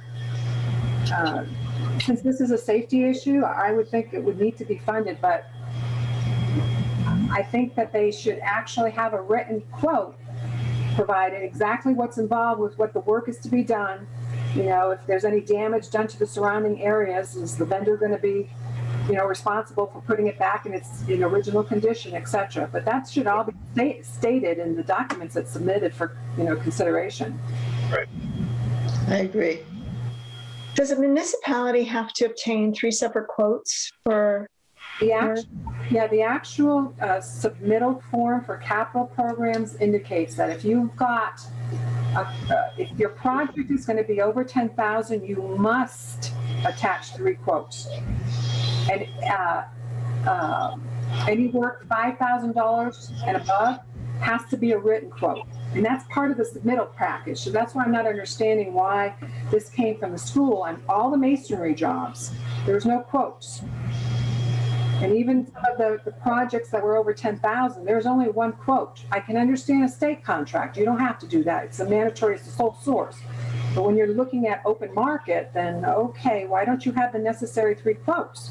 And I posed this to Ed, and he said that, well, you know, I'm confusing the capital process with the procurement process. Well, I'm looking at it, once you get the go-ahead, if you have all your documentation there, you can go ahead and make the buy. So now, before you go ahead, or after you make the buy, now you have to go and make sure you have your necessary quotes on file. So when you're audited, you have your supporting documentation say, here's my best price. Here, I got my quotes. But we don't seem to do that. I am accustomed to seeing the 3 quotes.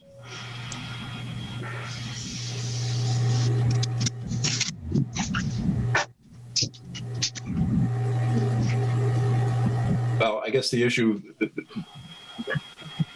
becomes whether we, you know, concur with spending the money, how it is spent, and I guess the details are going to be up to the school and the contractors.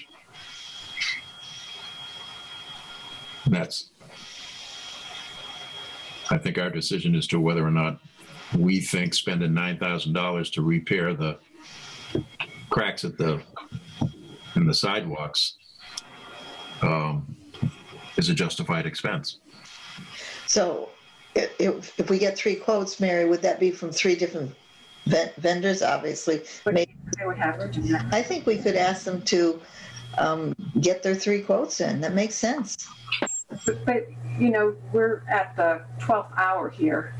They're saying that the work can be done by $9,000. Okay, but it's to not only repair cracks, it's also to fill holes, because apparently some faculty member fell, you know, tripped over the hole or whatever, and was out for a substantial amount of time. That was that high employee on-the-job injury costs from the school. And that was as a result of one of the holes in the sidewalks, etc. So that's why they're asking for that to be repaired, and justifiably so, because it is a safety issue. No, I recommend anything that pertains to safety issues, because the downside of that is always more costly. Yeah, you're right. So I agree with you, Rachel and Mary. So I guess we've got it. Do I? Ed. I mean, Ken, Barbara, I.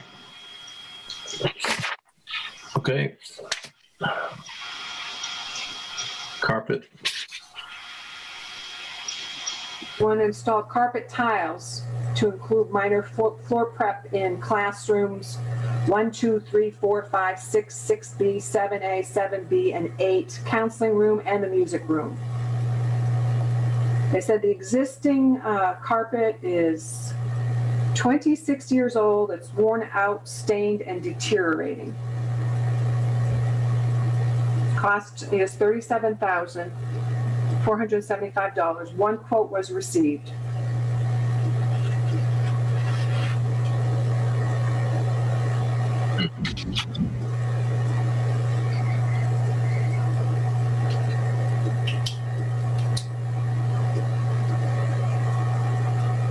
Is it kind of the same situation as the concrete? Do we want more accidents or accidents that'll be more costly?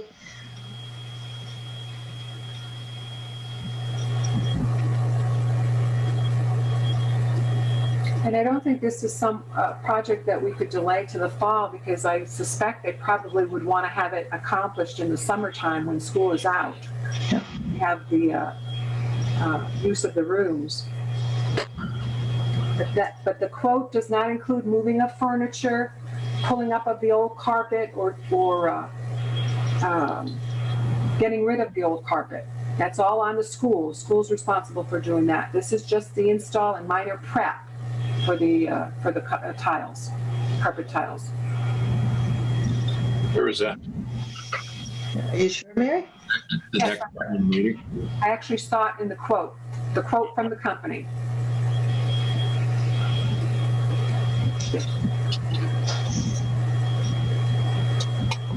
Oh.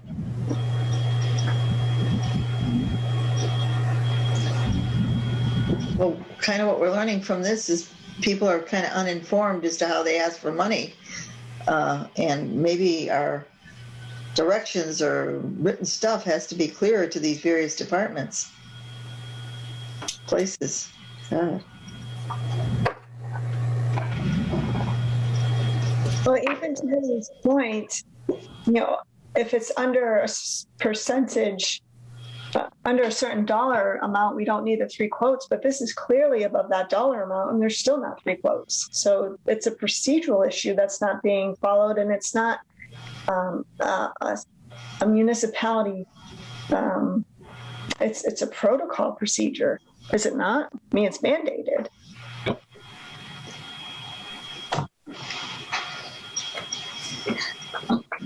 Okay. So assuming they meet the protocol, are we in favor of the appropriation? Yes. Barbara? Yes. Mary? Yes. Okay. I'll go along.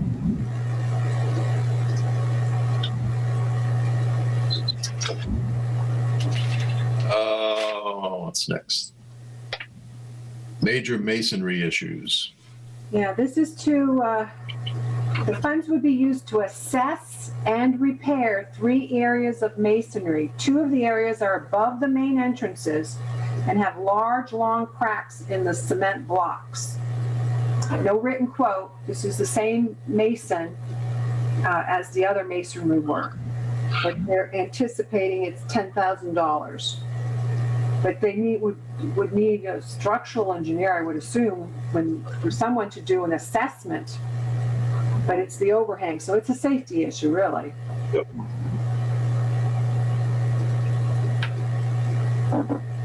Okay, so again, we'd be talking about the protocol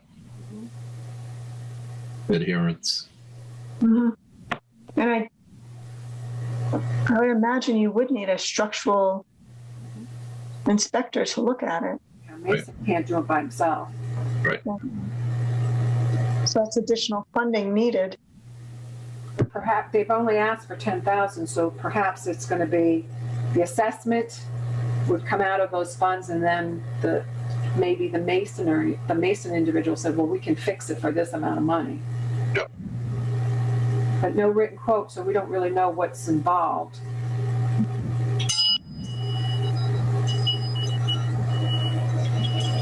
All right, so what are we talking about now? $10,000. So given the safety issue and assuming that there'll be the proper protocol, are we in agreement Yes. with the appropriation? Okay. Barbara? Yes. Mary? Yes. Okay. I have a yes.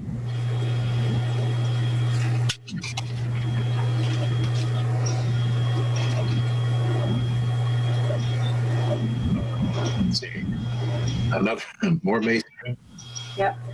This is their priority 4. They are requesting funds to repair many masonry issues on the building's exterior and fix the damaged ceiling at the front entrance of the school.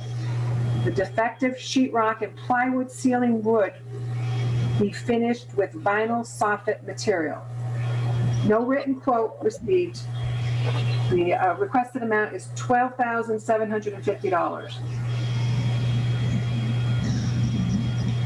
You know what surprises me is they haven't got a quote, but they have these 3 different numbers for concrete fix. I mean, It's the same mason. The recommended vendor is the same mason for all 3 jobs.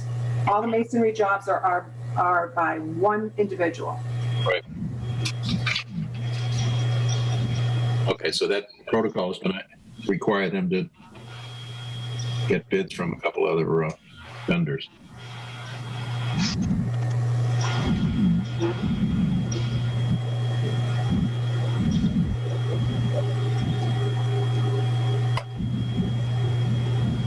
Okay, so that's similar situation as the others. absolutely. Yes. Mary? Yes. Okay.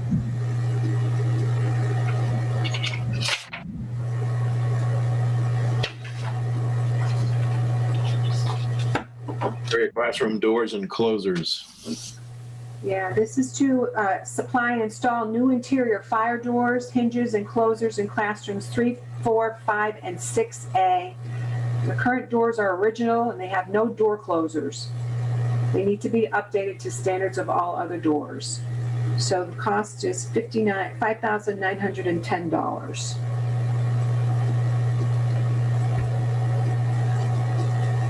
So have the other doors been replaced? Excuse me, Rachel, I'm sorry. That's okay. Have the other doors already been replaced? Is that what they're saying, keeping with the standard? We extracted this from their quote. So this is, I mean, their submittal forms. That's what they had on there. That these doors need to be updated to standards of all other doors. So it gives the impression that other doors have been replaced, but these have not. Again, that's a safety issue with the fire doors. Yeah.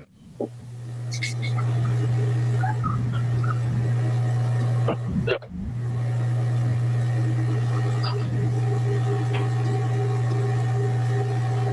All right, any there are no concerns in favor? Rachel? Yes. Barbara? Barbara, yes. Mary? Yes. Okay. And I am a yes. Yeah, I guess. Yeah. The vertical blinds, I think we talked about. Cabling. Yep.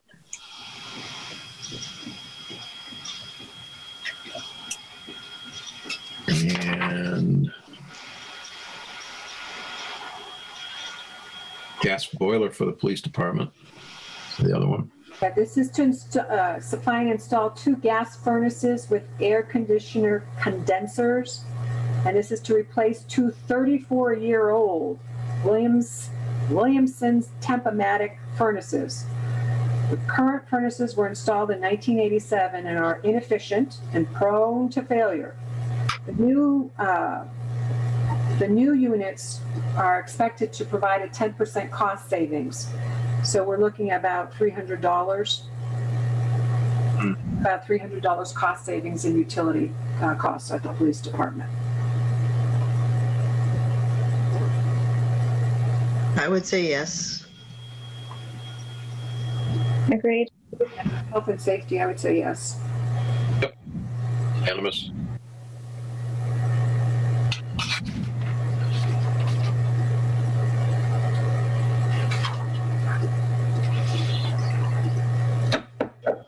Enter cemetery underground water pipes.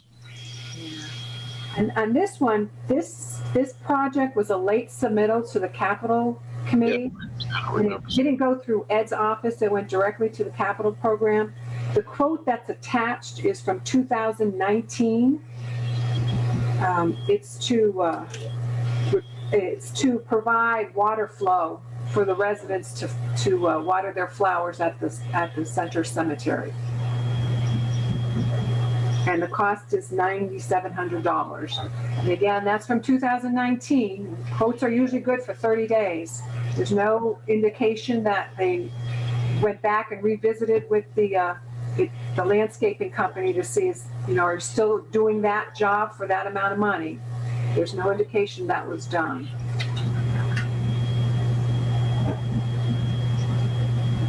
And the other thing I have for consideration for the committee is this is a historic site.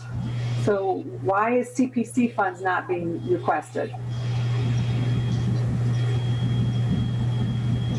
Valid. It falls under that purview. Yes. We could recommend that, Mary, that they submit it to that. Recommend or not recommend? I would say not recommend. I think this should go through the CPC. Yes, that's what I'm saying. Yep. Agreed. Not recommend. Yeah, I agree. Okay, I'll agree with that.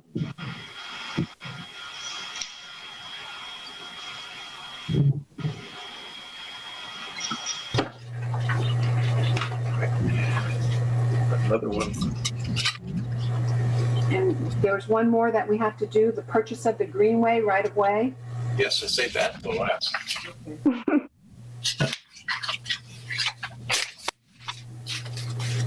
Okay. Okay, let's see. It's a shared use path facility proposed along the existing inactive New Haven and Northampton rail corridor managed by the Pioneer Valley Railroad Company. A state grant in the amount of $100,000 has been received. The $270,000 requested, along with the state grant, would be used to acquire the greenway right-of-way for the town at the negotiated price of $345,000, plus an additional $25,000 to cover any legal, recording, permitting, surveying, or miscellaneous costs for the acquisition. This is for a bike and a walkway.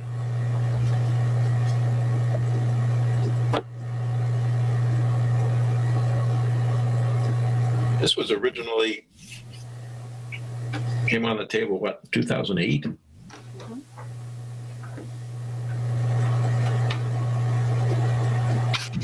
My recollection, right?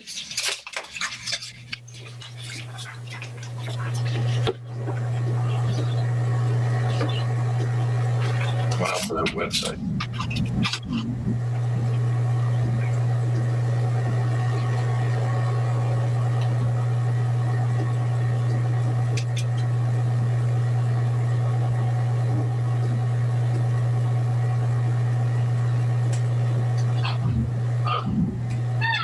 Thoughts, comments?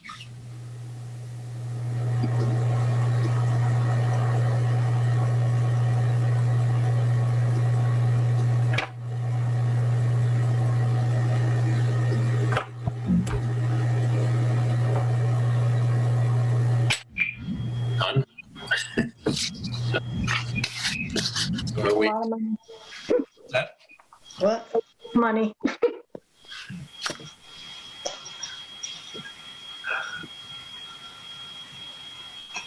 I don't know what the, how much the townspeople participate in the bike path that originates at Coleman and heads the other way, and how much this is being anticipated No, for. my friend doesn't want it. Runs behind it. I know there are some concerns about abutters, which would always be a case as well, but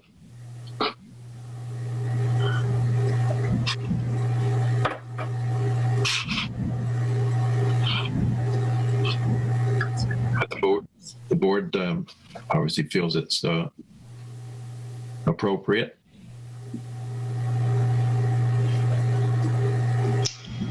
Well, I think the concept of it is very nice. I personally am not going to use it, but that shouldn't necessarily influence what I think about it. I think it's a healthy, probably a great connection for people who want to use it and for future use.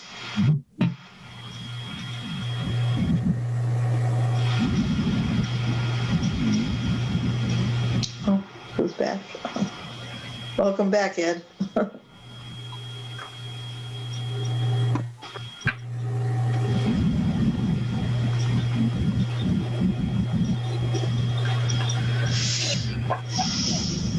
You're back. Yes, I'm like a bad penny. A half an hour, it wasn't. No, it was not. We went. They went through each and every article. So, and they want me to rearrange them. So. All right. Well, we're just on the last item within the capital requests, and then We have some questions.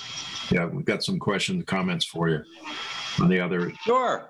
That's what I'm here for. All right. So what's your opinion group on this greenway? On the Greenway? No, if you want to make a comment, sure. Go right ahead. Oh no, I thought you were asking me. I asked the group. Oh, okay. But if they have questions, gotcha. if you can give us any more edification as to what this is all about, go for it. Be glad to. All right.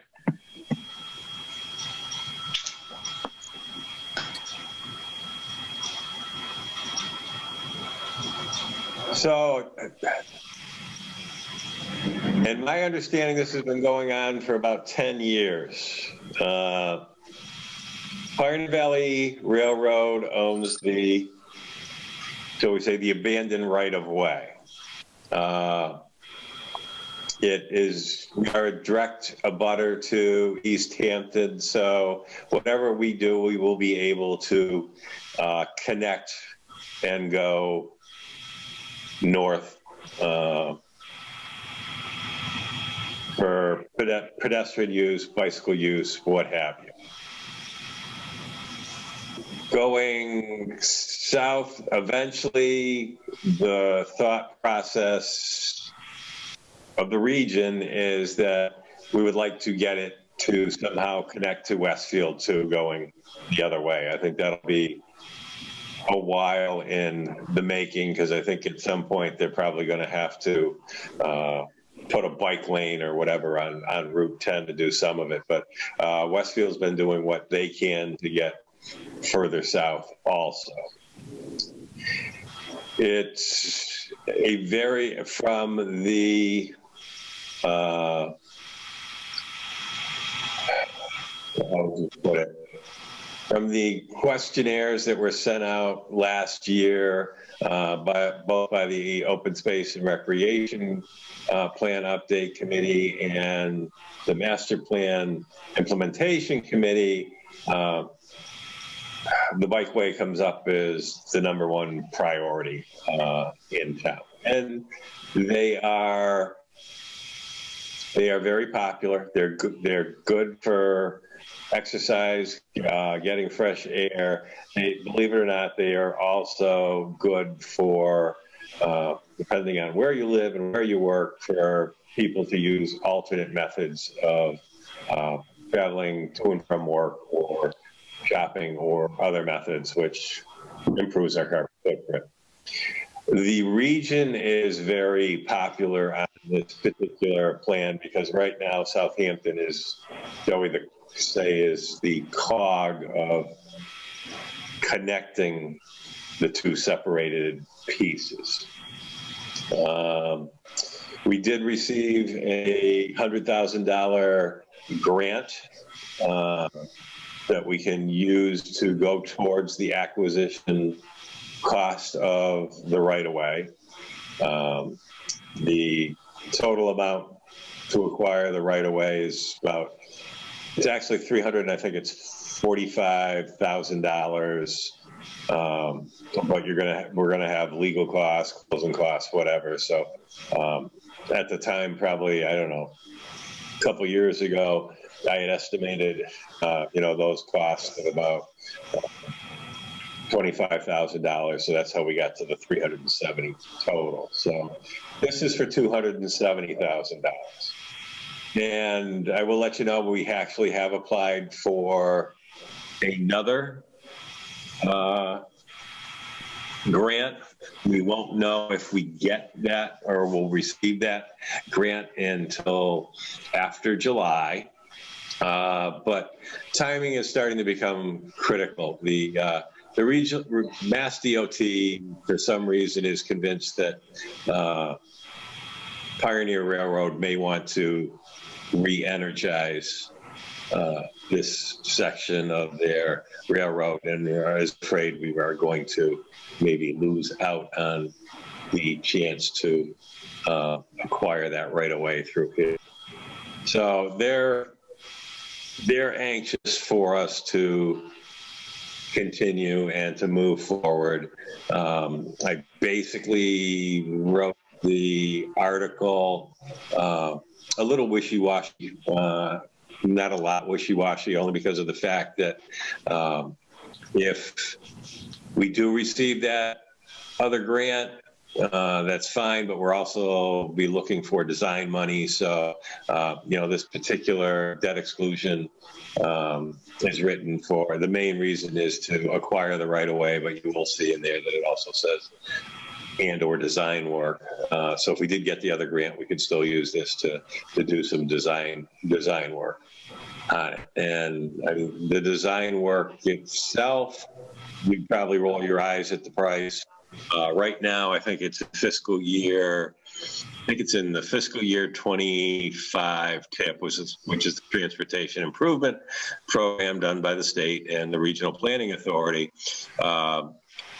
We have, I think it's $6 million set aside to actually construct the Greenway bike and pedestrian path. So if you do some quick back of the hand math, construction cost of $600,000, engineering costs are usually about 10 to 11% of that. So just design will be about $600,000.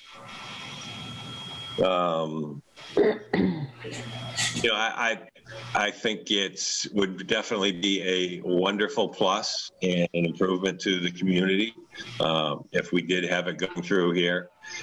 And right now, at least to me, since I've been working on this for 3 years, the natural cog is actually doing the acquisition or the acquiring, getting the funding to do that. And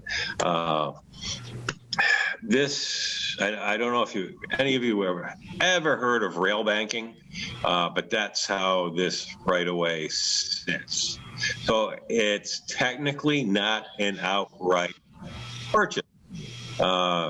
Basically, we end up with getting the rights to it for, and I'm going to say perpetuity, because once we acquire the right of way, if the railroad ever wanted to re-energize that, they would have to come back and acquire it from us and pay us for it. So some people will refer to it as a lease. I say the probability of them ever coming back and actually wanting to reacquire it is about the same as me walking into Foxwoods or Mohegan Sun and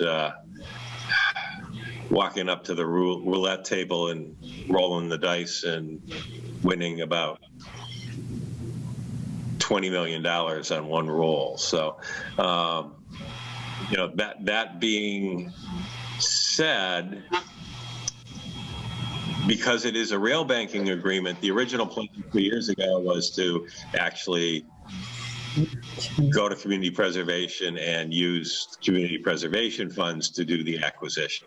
However, because it's rail banking and not totally an outright purchase, the Department of Revenue has said that we can't use, or any community cannot use, community preservation to acquire a right of way from a rail banking agreement.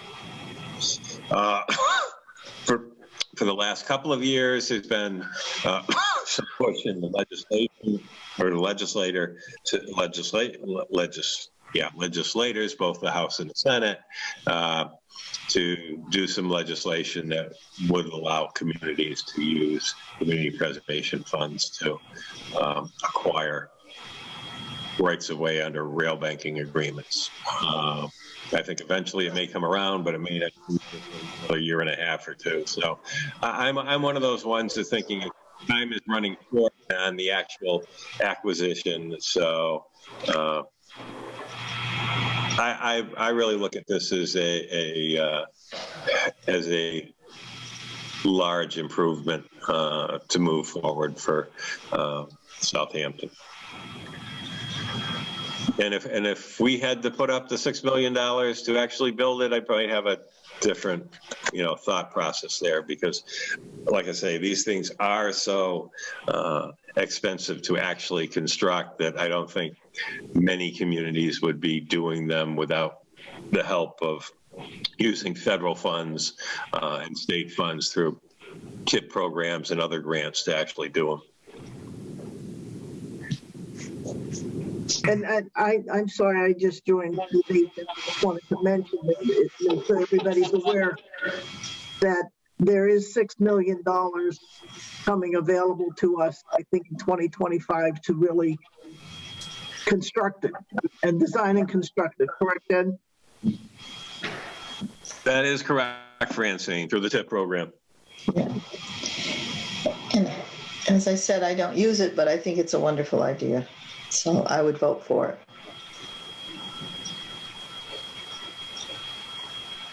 Okay. All right. So Barbara, you're in favor? Now, Yes. Go ahead, Ed. yeah.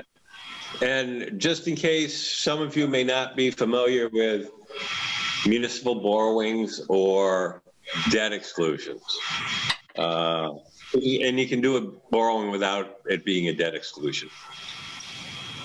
Municipal borrowings require a 2/3 majority at town meeting to pass the town meeting vote. That's on any borrowing. The debt exclusion piece that this falls under, and the same thing with the $261,000 dump truck, the debt exclusion portion of that adds on the requirement that it also go on a ballot at a town election and pass at that too.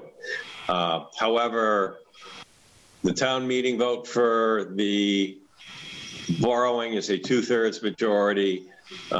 When you do the debt exclusion and it goes to the ballot vote itself at the election is a simple majority needed to pass at the election portion. And also, debt exclusions, like Proposition 2.5 overrides, Proposition 2.5 override, when passed, stays on your levy forever. Debt exclusion votes, when approved, that debt exclusion adds to your levy and adds to the taxpayer bill burden, whatever you want to put it, but that only stays on the levy for as long as those debt payments continue. So if you were to acquire something on a debt exclusion that you borrowed for 5 years, for those 5 years it would be calculated in your levy and go on the tax bill. But once it was fully paid off, it drops off.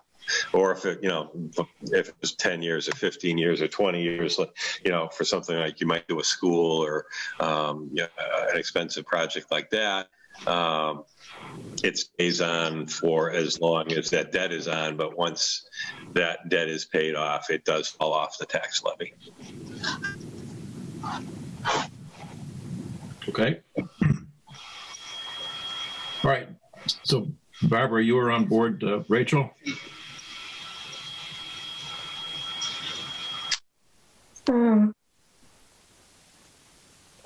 I'm not. You're not. Okay. Mary? No.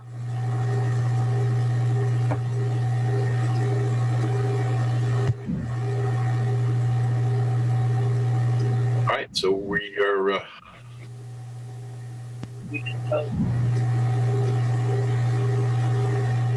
and I guess I would say no at this point.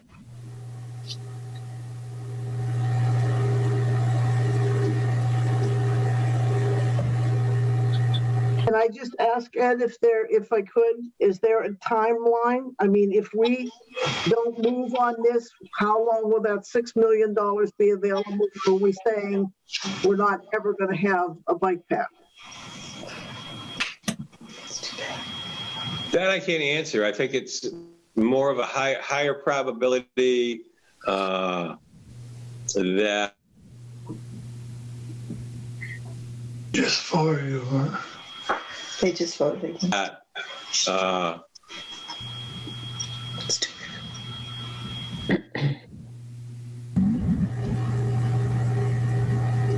right of way and not sell it to the town.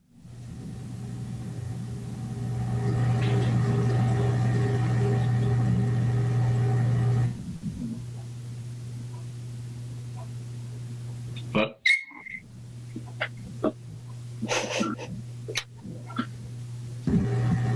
I mean, basically, all we're doing here is basically the finance committee is basically saying that we're not in favor of. That's not stopping the process.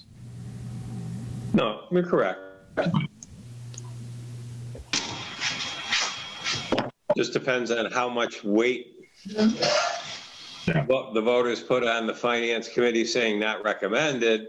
Right. That I mean, if the voters really want it, and those people that show up at town meeting really want it, yep. and it passes, exactly. You're giving your financial opinion. Right. Ken? Yes. Hi, it's Janet Kane. I'm on the Capital Committee, so I just left watching the Select Board go through some of these items, so I apologize for being late. And maybe this topic was already discussed, but the number one item on the master plan survey was the Greenway. So I think that from a Capital Committee, even though we went with a debt exclusion because of the funding, felt that we needed to put it into the hands of the voters. If they voted on the survey that was one of their top priorities, then we wanted to make sure that we let them make that decision. And that's why I think our committee agreed to put it on as a debt exclusion, just to give you a little background. Again, I apologize for being late to the game here, so. No, thank you. Any other comments?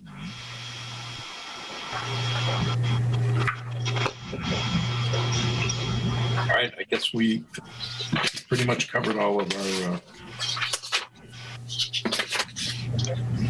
items.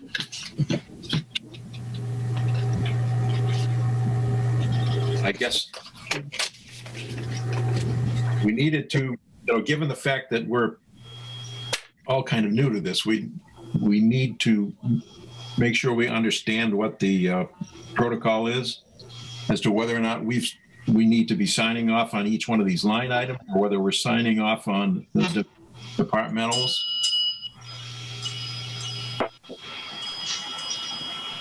You mean in the budget itself, Ken? Yep. Was that a yes? Yes, it was. Sorry. I mean, yeah. I mean, I've seen it done anywhere from the overall budget, recommended, not recommended, no recommendation, to, departmentalized wise, and it was the year before I got here, but, like I said, the year before I got here, my understanding is, the finance committee basically submitted their own budget at town meetings, so I can, say that on a line item level, that would probably be pretty close to that, so. Mm-hmm. Well, we pretty much went through this and identified the issues that we had, on a group basis. And yeah,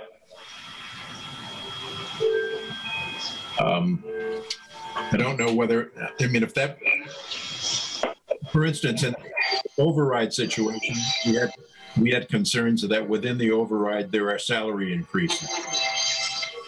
Mm-hmm. And it was the general feeling that that's not appropriate from our standpoint. So Yeah. if that's the case, are we going to basically say within that grouping that, you know, we're not in favor of that override number because of this?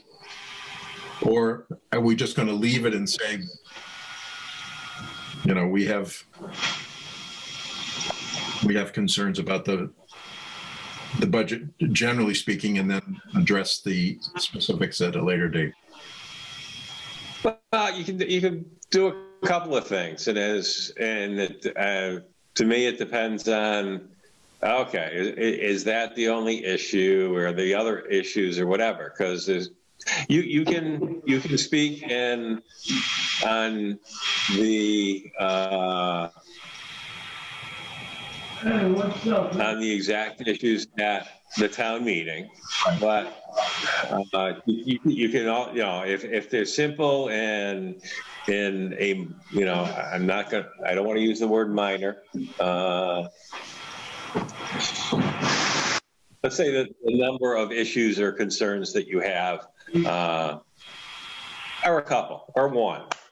You know, you can do it a couple ways. You could actually, I don't want to really write a chapter under the motion or whatever, but, you know, the finance committee could say, override recommended, except we really have concerns and don't feel that wage or salary increases should be included in that overall override number. You know, therefore, we think the override should be $695,000, 415, or whatever. Yep. Or, you know, or you can turn it around and go the other way and say, not recommended. However, the only reason we're not recommending this is we, you know, strongly feel whatever, that in the override number that, you know, salary increases should not be a part of that. And you can do the same thing. You can leave it at that, or you could actually calculate out, you know, what you think that, what that dollar amount appears to be, and say, you know, feel the override should be X. So a couple ways to go about it.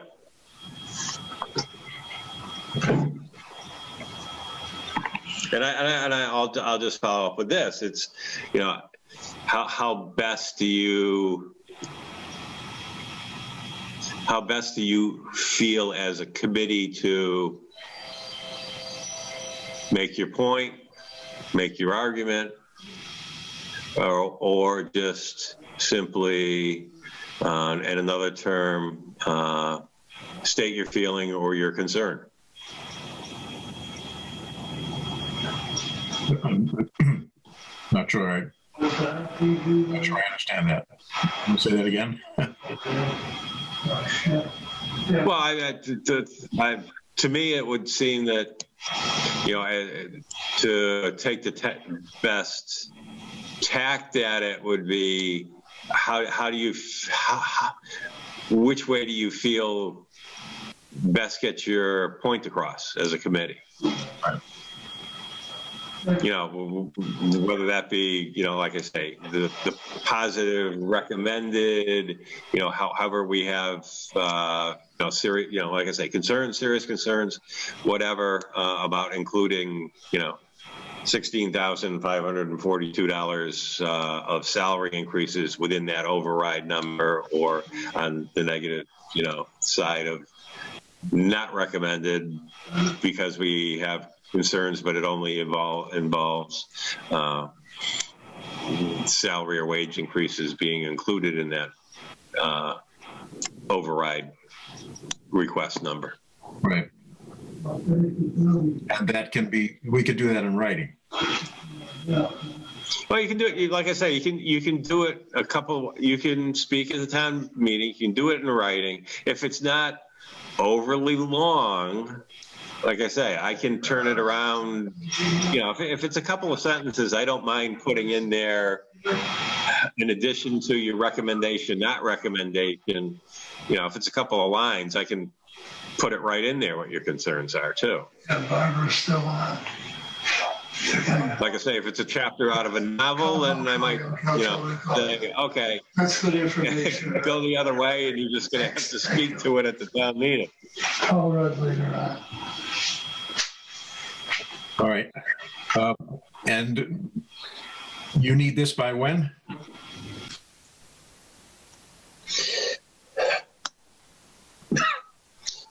If you send it to me by the beginning of next week, that's good. You're not going to be here. Beginning of the. You know, if you had it by Friday and sent it to me, that's great. But I could live with it the beginning of next week too. Okay.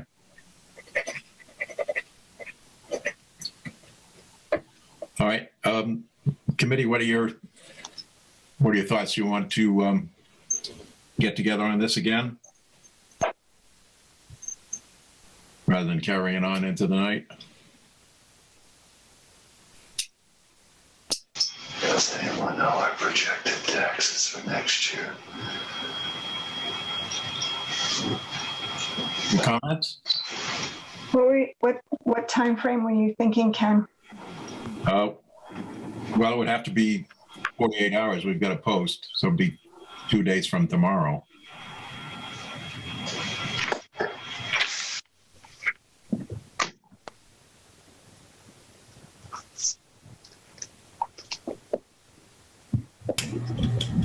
So we're talking about Thursday. I've already got a conflict. Is that Matt rolling? No. He's not there today. But if we can do it Thursday, then let's do it Thursday. Does that work for everybody? And in the meantime, if you have some suggestions as to how you'd like to do it,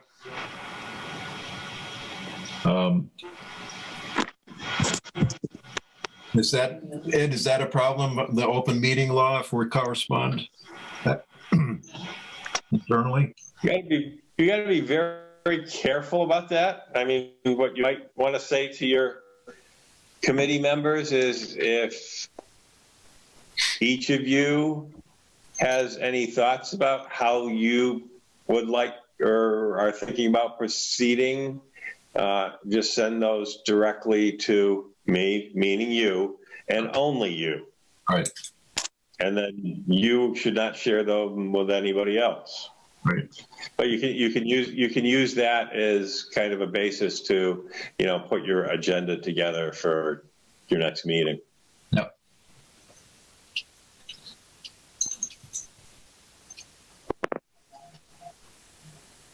Where's Mary? Are you there? I'm here. Okay. So what are your thoughts, folks? Do you want to get together again on Thursday?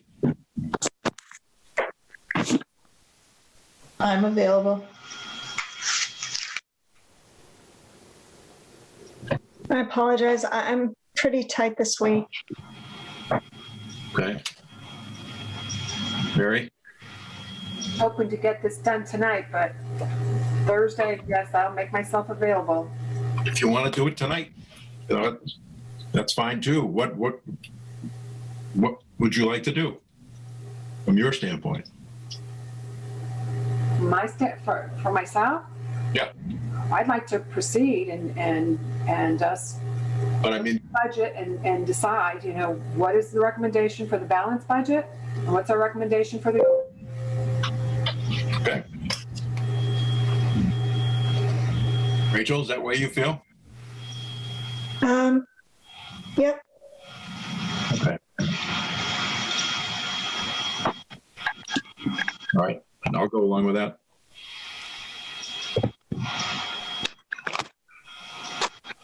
All right, so let's go back to square one.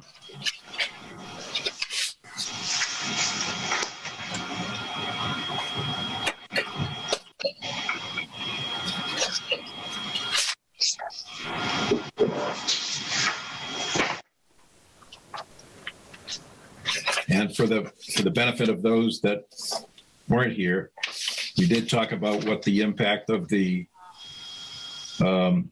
override was going to be, the impact on the current tax rate. And that was determined to be 88 cents based on the original deficit of 714,502.49. Bringing a new tax rate to 1685 if voted. I will go into further details on that.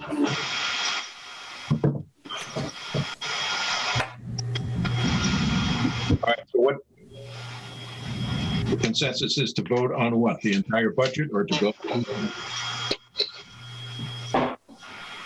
the group totals?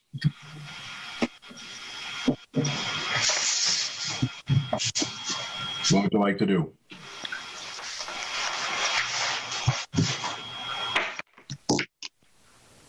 I think maybe we revisit like we did originally. All right.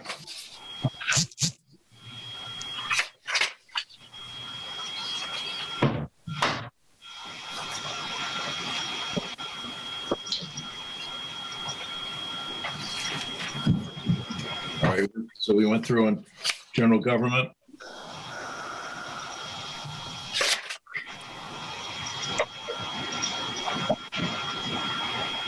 And we didn't have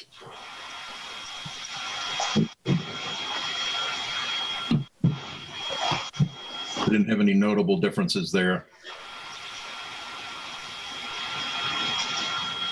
The only one was the town hall expenses increased from what we had previously. Yep. So I'm sure Ed can give us some background on why that number was changed. Actually, yeah. Sorry, go ahead.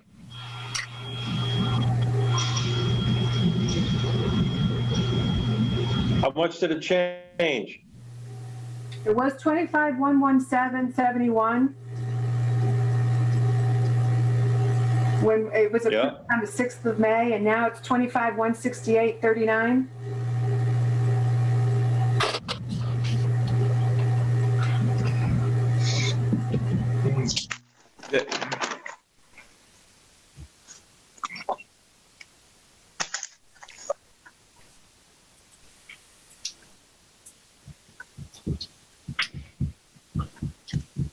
I'd really have to go back and take a look at my spreadsheets to look at the history of that. So you're saying it was 21,557 and then it went to 25,139? It went to 25,168.39. From 21,557.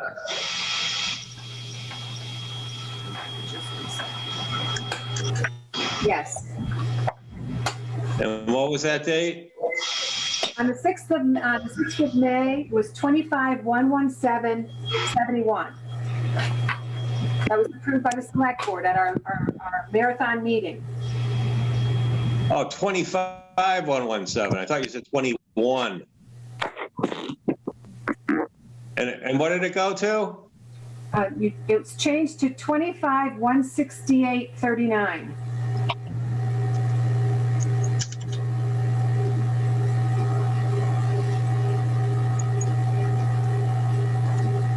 Yeah, it changed by like $51, right? No. It's looked at, I was just looking at different dollars and just wondering why. Yeah, it changed by $51, right? Correct. Okay. Yeah, now that I can actually hear the numbers, and I can tell you exactly why that changed, as it had to do with changing some of the wages or salaries. There were two salaries that, from my memory, that they actually had.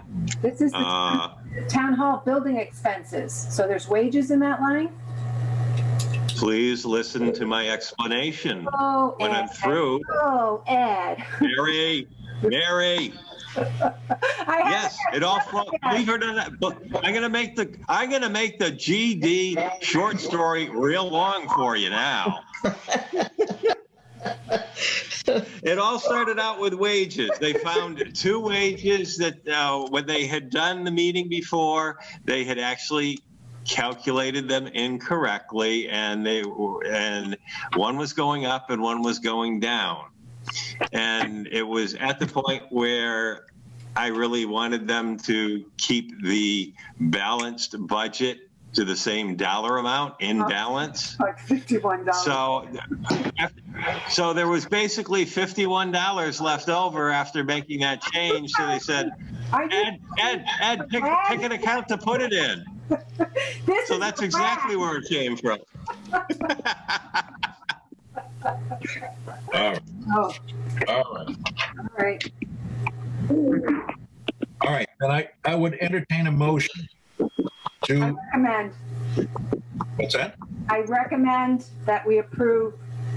I recommend the fiscal year 22 base budget non-override A, general government, in the amount of $705,646.34.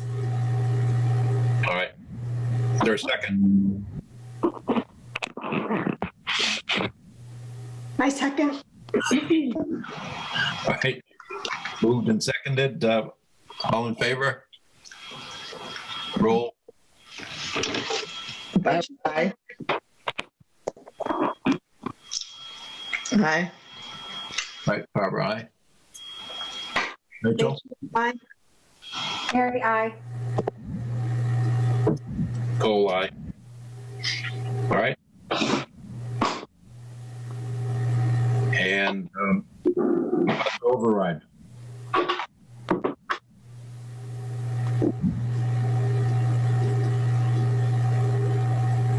$742, $811.59.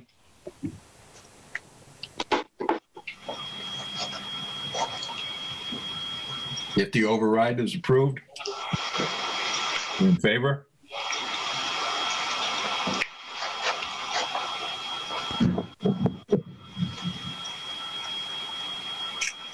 I recommend accept the salary increases. What was the figure that you had? There was $6,000 for the EMD, which was the second half of the year, non-CARES Act coverage. And then there was the other salary for $2,589.64. So a total amount of $8,589.64. Salaries that are included in the override.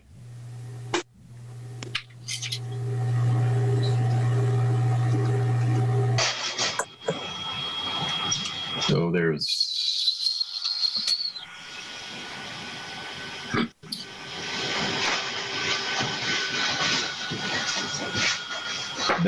that was in the general government.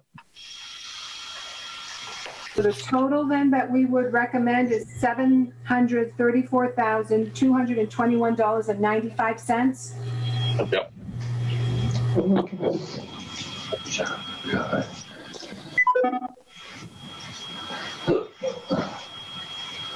That $6,000 for the EMD isn't in the base budget also? It is. Well, then it's not included in the override.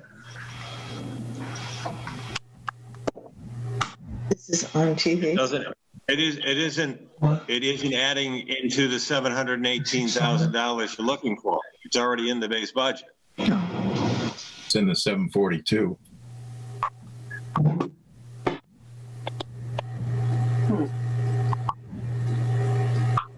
In the base budget, and it's also in the override budget. Right, but there's no difference. So making the case that that's being added to get to the 718 is incorrect. It's already in the base budget. It's not adding an additional to be asked for in the override budget. The you understand what I'm saying?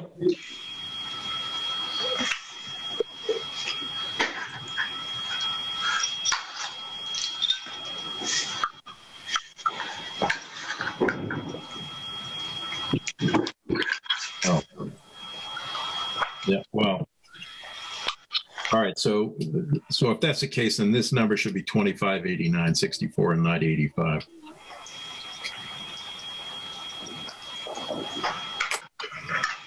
You on board with that, Mary? I am. So the new amount will be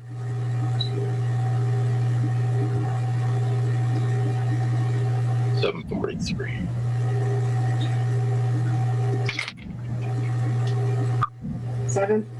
did you come up with 742.21.95?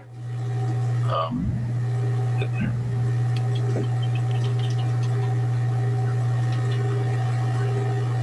$742.21.95. Yep. Everyone there can see a meeting. I don't give it a shit. So I recommend accept the salary increases of $2,589.64 for a total of $740,221.95 for the fiscal year 22 override budget B for general government. Okay, so moved. Is there a second? I second. Rachel. All in favor? Roll. Aye, Rachel. Mary, aye. Reluctantly, aye. And Ken, aye. All right. Oh, for nothing, bastards. Public safety.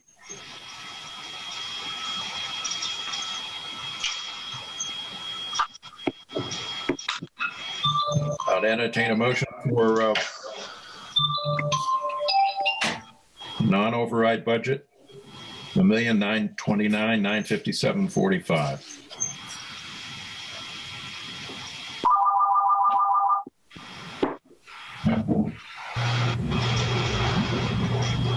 Is there a motion?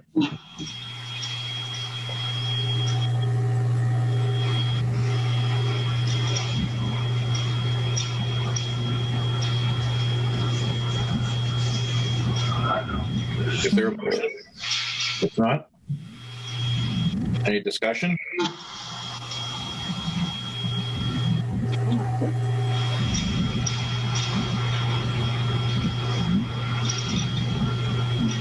What's the problem, folks?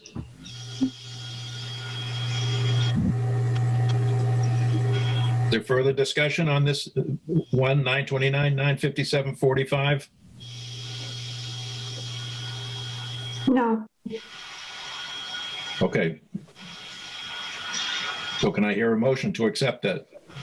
Can we have Mary make that motion? She's very good at making the motion. But I don't want to. I recommend the public safety fiscal year 22 base budget non-override A in the amount of $1,929,957.45. All right, so moved. Is there a second? My second. Second by Rachel. All right. All in favor? Roll. Aye, Rachel. Mary, aye. Barbara, aye. Ken, aye. All right, thank you. Okay, Mary, you're on. $1,966,969.84. Okay, I make a motion that we recommend the fiscal year 22 override budget B for public safety in the amount of $1,966,969.84. All right, is there a second? I'll second. Moved and seconded. Roll. Roll call. Aye, Rachel. Mary, aye. Barbara, aye. Ken, aye. All right.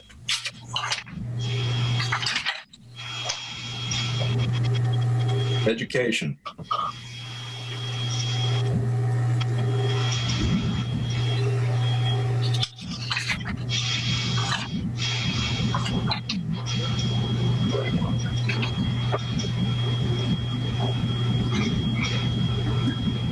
All right, do I hear a motion? Next budget.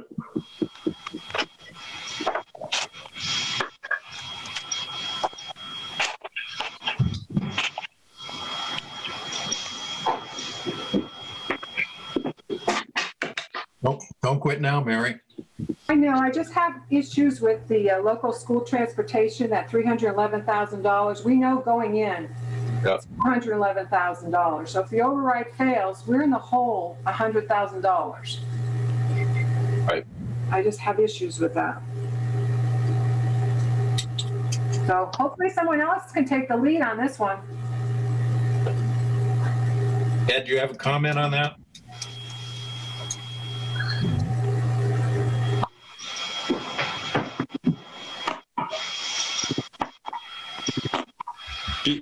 Mary's absolutely correct. Thank you, Ed. However, you can say that actually this one would fall back onto, believe it or not, the municipal side rather than the educational side, because that particular account does not count towards net school spending. So, but one of us, either the schools or the municipality, will be, yes, short $100,000 if the override doesn't pass. You're absolutely correct. Of course, if the override doesn't pass, we'll all be short about $718,000. Okay, well, let's play the what if game. So say, for instance, the override fails and we go in. Yep. We've got, what, $500,000 in the operation stabilization account. What happens to us? Well, it depends on if, the select board wants to come back and use any or all of that operational stabilization. And obviously, if they did, you can shore up some of that $718,000 shortfall with $200, $300, or $400,000 of that funding. So the deficit that you'd have out there that you now have to cut would be less. The flip side of all that, equation is that as we look to, borrow for things like whether it's, the East Street Bridge, whether it ever was a public safety complex or whatever, the one thing that we are, shall we say, low on here is our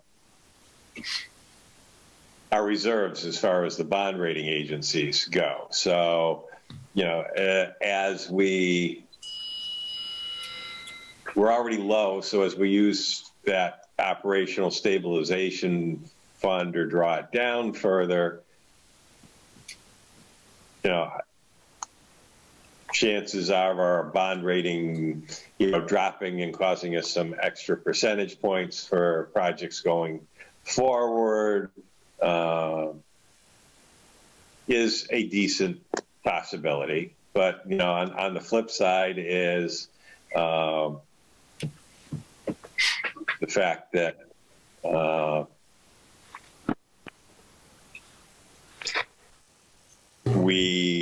if it failed, do you shore up some of that shortfall with the operational stabilization? So instead of a $700,000, hit and basically laying people off and not providing services, do you decide to do something smaller? And probably using all of it at one time, I'd probably say is not a good idea. number one, whether you might use half of it or whatever, or a little more than half to shore it up. Okay, maybe that gets you through 1 year though. If the override fails, and I'll be the first one to tell you this isn't the ideal way to put together and probably try to sell an override vote, but if the override fails, you might look at it and say, well, you know what, the override failed, which means that in the future, there's a good probability we won't be able to do one 1 or 2 years or 3 years down the road. It may not pass again, or probably won't pass again, which means we now have a structural deficit, which means anyway is, okay, we're providing services and spending more than basically our tax and our revenue base. So what services do we have to give up to get back into balance? But if the override, is that if the override, if the override, we're right? actually If the override fails, we're going to implement the 18.2 million budget, correct? If the override fails, we revert to the 18 right. or almost 18.3 million. So all the departments, when we were looking at the bottom line, most of them, the Public Works Department was the smallest increase. The majority of them had, an increase from fiscal year 21. Yeah.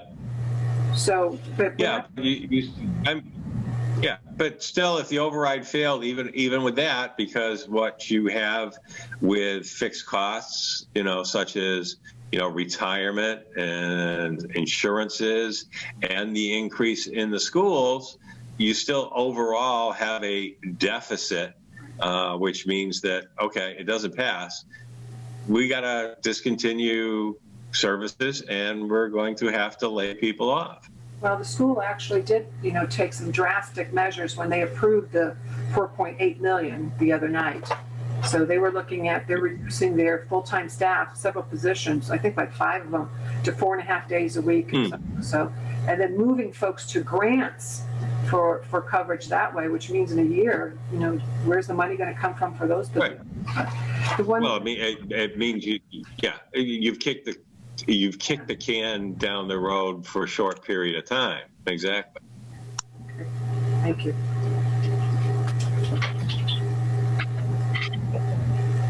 Somebody's got to come up with a motion. Okay. You're on.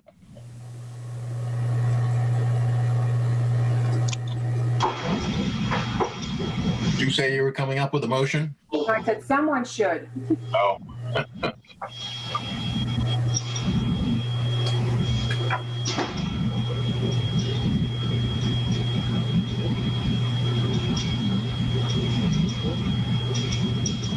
I don't think the chair can make a motion, can they?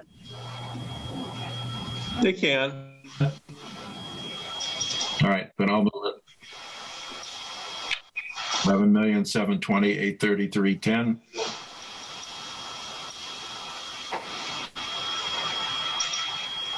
Is there a second? I second. Oh, Rachel, you've got it. I second. All right, so it's moved and seconded. All in favor? Rachel, aye. Barbara, aye. Mary, aye. Ken, aye. All right. Override.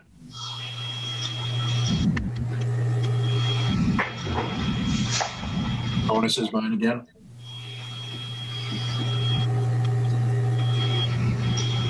$12,228,709 even. Moved for override budget.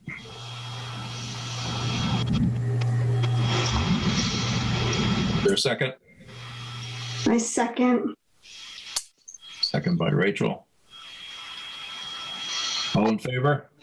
Roll. Barbara, aye. Rachel, aye. Mary, aye. Ken, aye.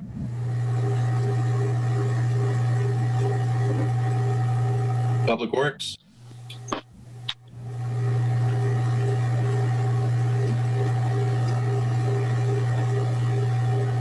Entertain a motion for 867, 566.88. I recommend the fiscal year 22 base budget, non-override, in the amount of $867,566.88 for the public works. Second.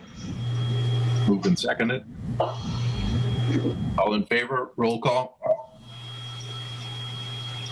Rachel, I. Barbara, I. Mary, I. And aye.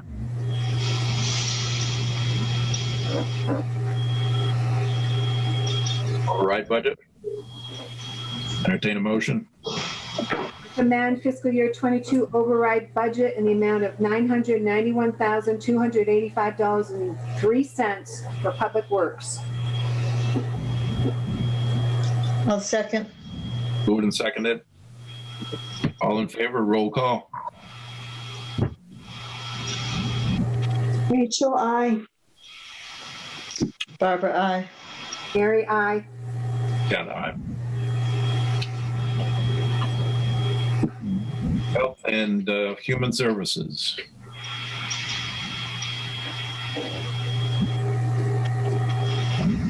Base budget.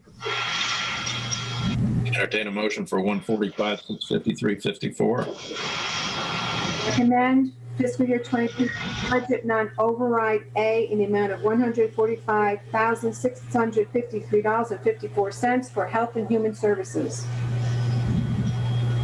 I'll second. Moved and seconded by Barbara. All in favor, roll call. Rachel, I. Barbara, I. Mary, I. And aye.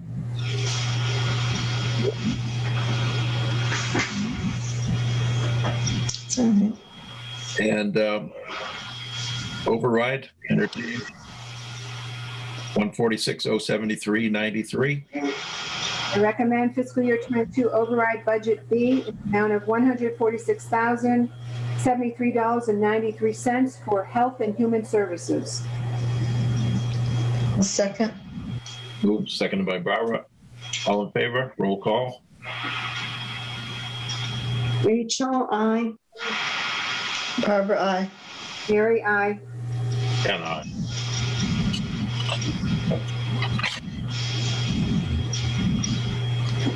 Culture and recreation. Oh, this is the...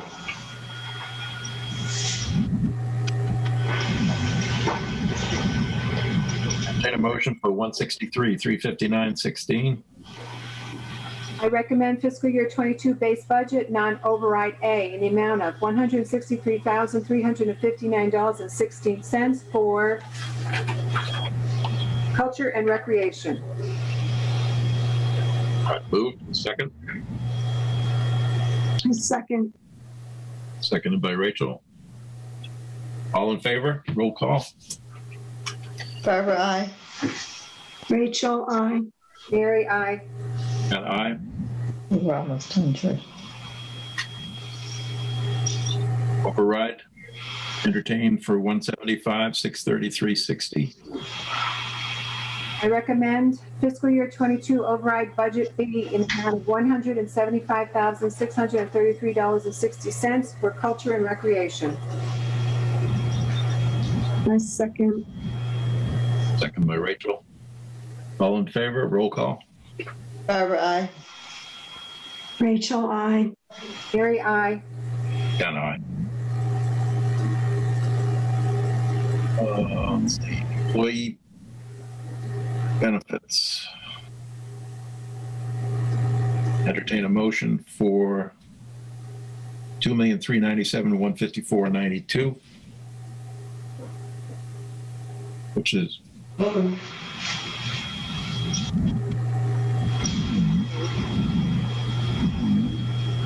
Recommend fiscal year 22 base budget and override budget in the amount of $2,397,154.92 for employee benefits.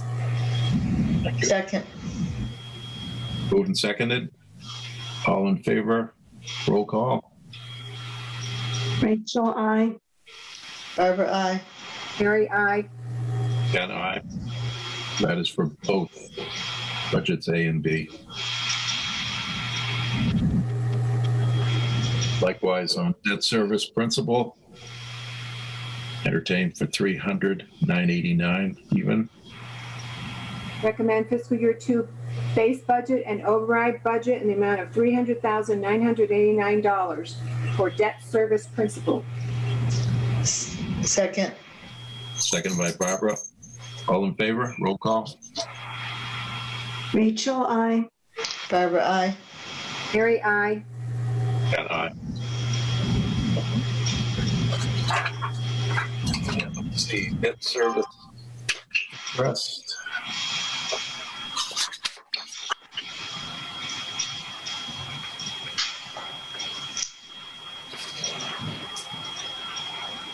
Entertained for $58,101.60. Recommend fiscal year 22 base budget and override budget in the amount of $58,101.60 for debt service interest. Is there a second? I second. Second by Rachel. All in favor? Roll call. Barbara, I. Rachel, I. Mary, I. Ken, aye.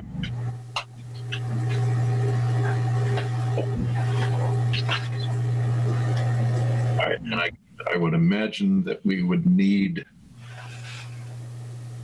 similar votes for the final totals. So I'd recommend, or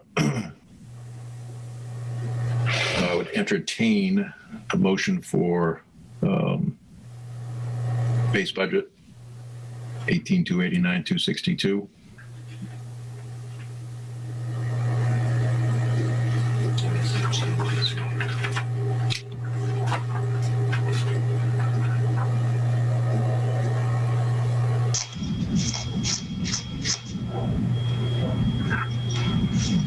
Have to recommend that, Ken, since we did each section.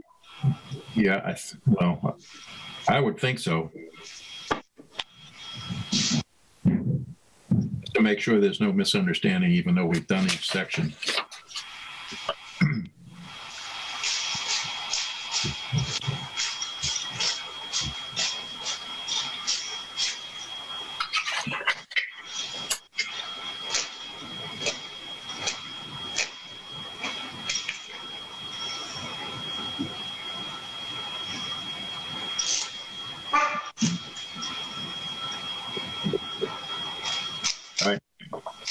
And there is no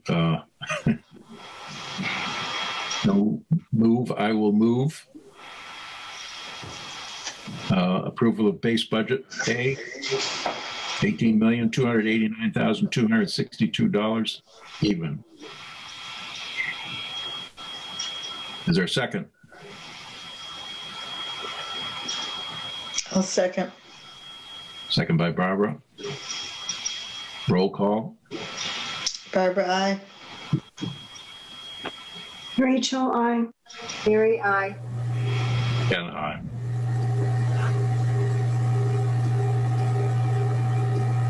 Likewise for the override budget.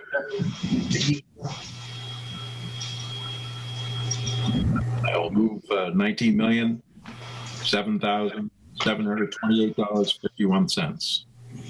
That amount would have to change based on the change we did in the first section.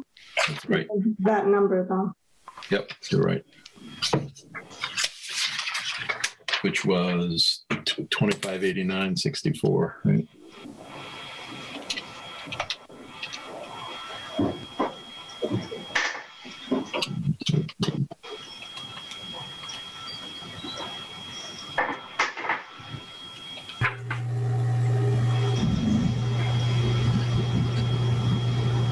So that is 19,005,000.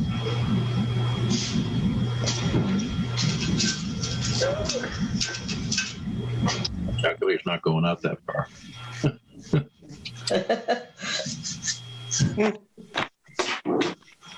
So,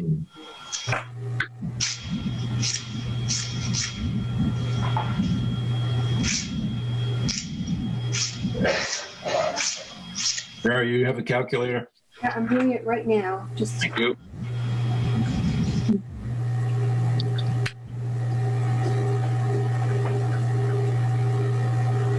the new total would be 19,500,000.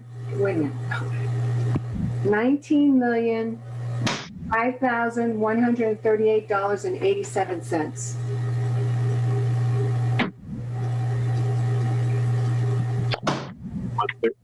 I'm sorry.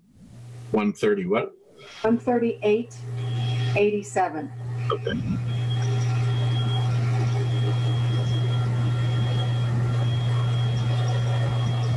All right, so I withdraw that first motion. I will move for override budget B, $19,005,138.87. There's a second? My second. Second by Rachel. All in favor? Roll. Barbara, aye. Rachel, I. Very aye. And aye.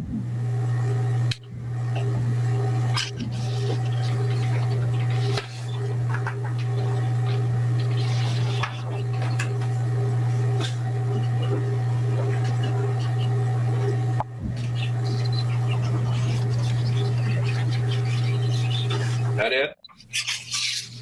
Ed? Yeah. Is that all you need on this? Well, I'll ask you to just send me a summary of your votes on the different articles and on the budget, and then I'll use that to type them in. And if I got any questions, I'll give you a holler. Okay. And I still need to track you down for a signature too. So Mary, can you provide that information? What I'll do is I'll send it to you. You can verify it, bump it up against your notes, and you can send it to Ed. But we didn't go through all the articles. What's that? We did not go through all the warrant articles.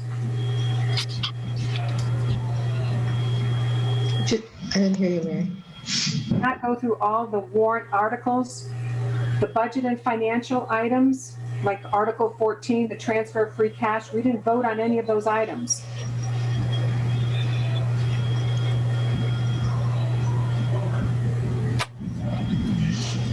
Did they vote on Article 1? I haven't voted on any of those. Yeah. And I have the old one sent from this. No, I'm asking Ed if you have to vote on Article 1. They do not have to vote on Article 1. No, it's only presentation of certificates. I mean Article 2. It's got a financial implication to it, so I would think they would. How does that process work? There was a citizen who actually filed a petition. Do we see the petition? Well, it takes 10. There are 10 signatures. Minimum of 10. Yeah. And those items reflect increases of roughly 17% and 13%. My calculations. Okay, I did not get that far, so but it does sound like you're in the right ballpark.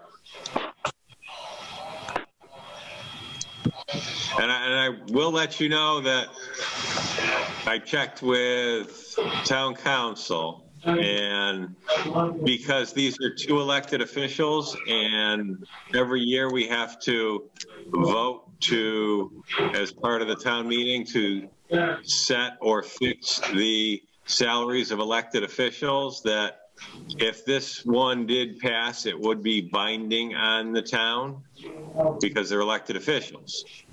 If the same petition came forward and someone was looking to like increase a regular employee's salary like mine or Randall Kemp's, then it would not be binding on the town. Because you're not elected. Right, we're just a regular employee. But because of the fact that elected salaries are set and fixed at the annual town meeting or at a town meeting every year, that this one is valid and would be binding on us. The question I have then, they don't benefit from any time we give cost of living increases? Is that what you're saying? What's that? I'm asking whether or not, because they're elected and their salaries have to be set by town meeting, that they don't benefit from cost of living increases that the town may give as part of their annual salary increase. No, it's not what I'm saying at all. Okay, but so they get that, so their salary does get adjusted without town meeting vote. No. Well, I just asked if they got the 2%. If the select board in any particular year says all the employees get 1%, 1.5%, 2%, 2.5%, that flows to the operating budget, correct? Yes. Right. So it's now shown in the operating budget. So they are voting on the operating budget that sets that elected official salary. That's why the wording flows along with the operating budget.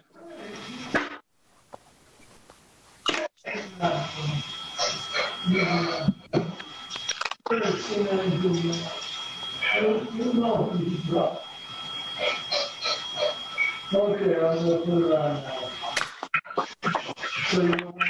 now. All right, so we have to take a position on each one of these articles. Anything that has a financial implication other than the community preservation articles. Which one are they?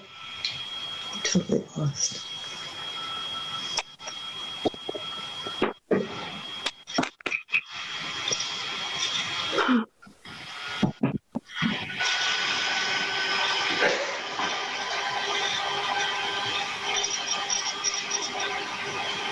Can you specify which articles we were to be concerned about, Ed, or is that up to us? I mean, you know, the problem is we didn't get this at 3 o'clock this afternoon.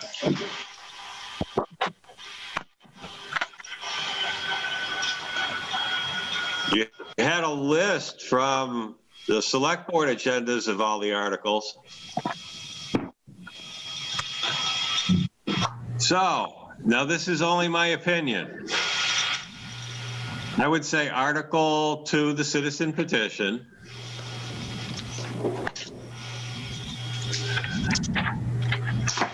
I don't think any of the bylaw ones are pertinent.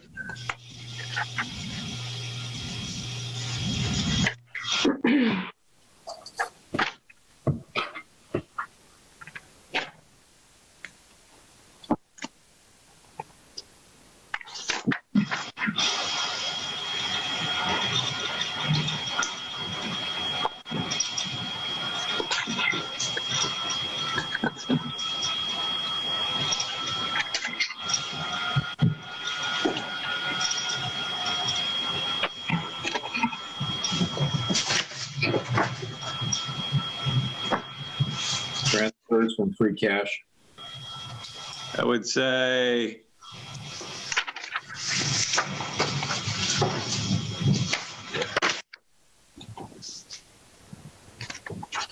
Article 14. 14, 15, 16.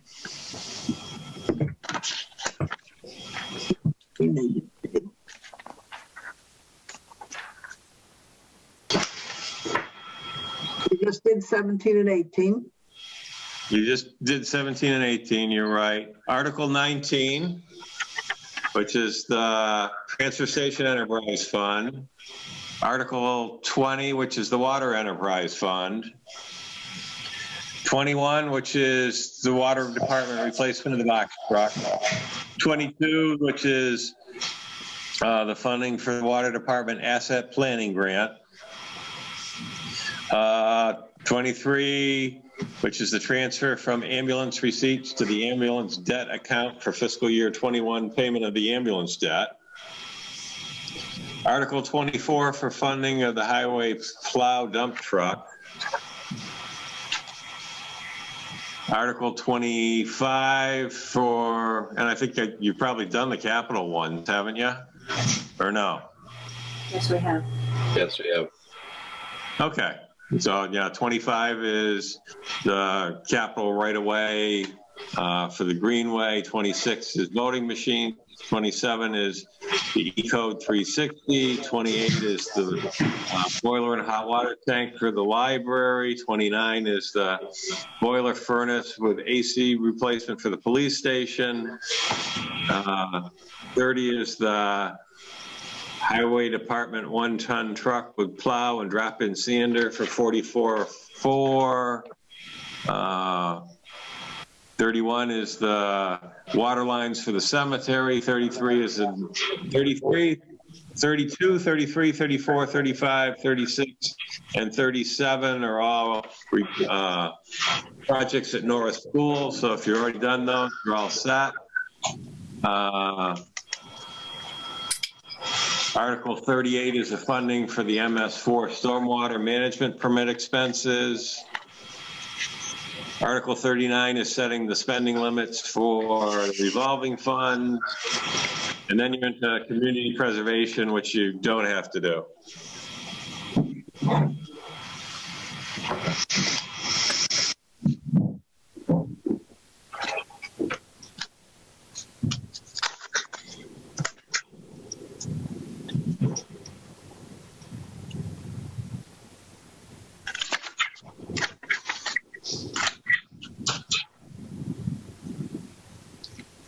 I have a question.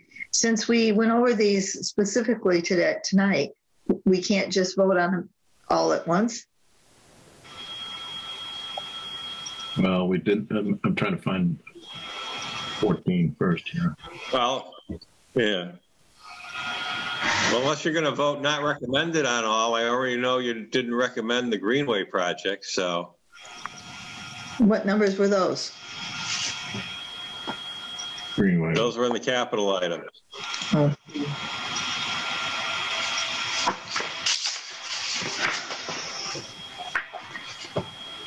But I don't think we took formal votes, though.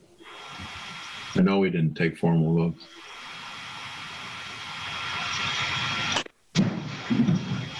Let's begin with the first one, Article 2. I have a question on Article 2, though. We've already voted on a budget.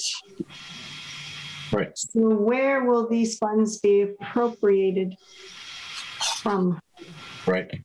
That was my question at the beginning.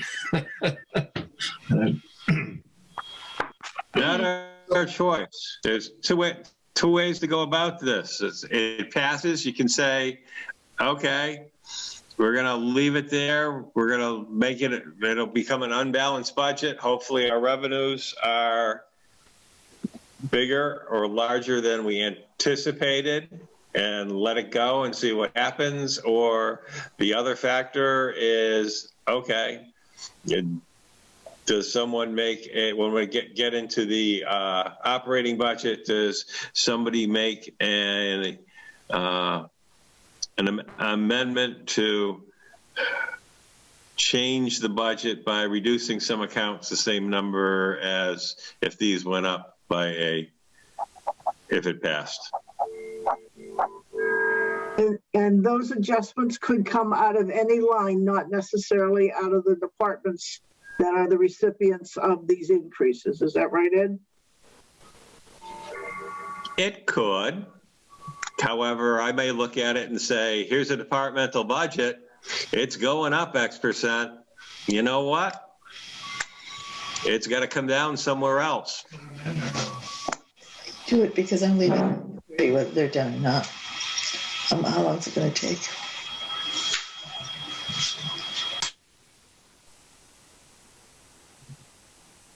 But yes, it could come from any account.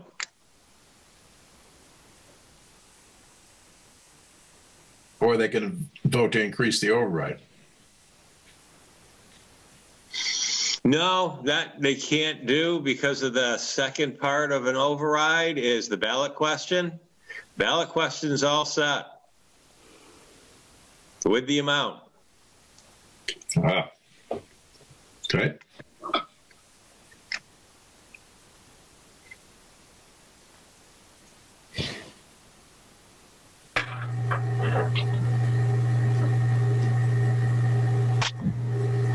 Answer your question, Rachel? Not really. I still don't know where it should come from, and we already did that part, so it's like we're starting all over just to find the funds for this. Right. Which is very frustrating. Well, all you're doing right now is voting on this article. But if we vote to recommend it, we're essentially recommending an unbalanced budget unless we find the funding elsewhere. Right. And I find it would be fiscally inappropriate for us, the Finance Committee, to recommend an unbalanced budget when we spent all this time creating a balanced budget. Then I think you just answered your own question, Rachel. I suppose. One question.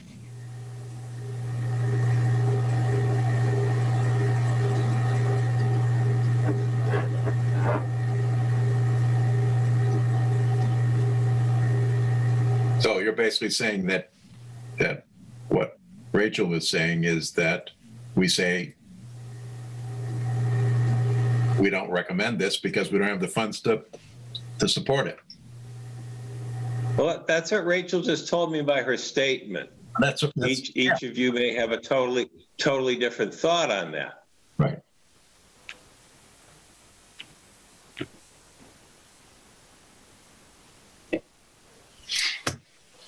Okay. All right, so what are your thoughts, folks?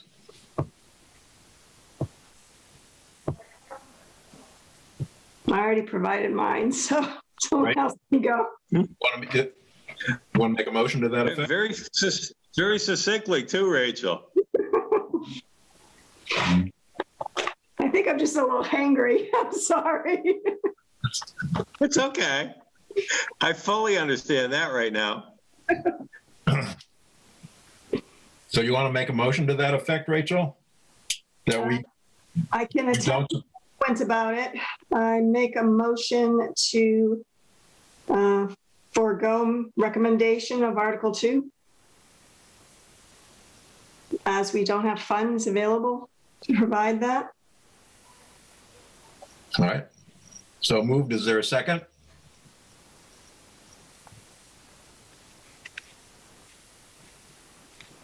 I'll second it. Moved and seconded. I got a question. Yep. What does forego recommendation mean? Does that mean not recommend? No recommendation? Not recommending. That would be, okay. That's what I was trying to get at. Because to me, foregoing recommendation is more like, we're not going to give you an opinion one way or the other. All right, so can we? Appreciate, and I rescind my former recommendation. And I'll rephrase it. I apologize. See, no need to. Better for it than this than I am. No, you're going fine. You gonna restate it? Yes, I move to not recommend Article 2 due to budget constraints. All right. Is there a second? I'll second it. Moved and seconded. All in favor? Roll call. Rachel, I. Barbara's mute.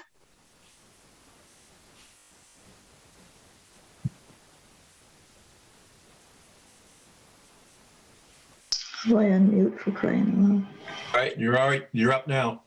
No, she just, There we go. Barbara, aye. Sorry. Mary, I. And count aye. All right. Unanimous. All right. 2 takes us to 14.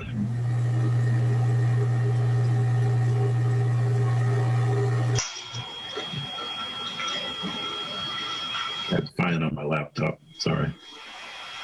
And also, I have to tell everybody, I have to absolutely leave at 9:30. All right. So I don't know if you need my vote or not, but I have to leave.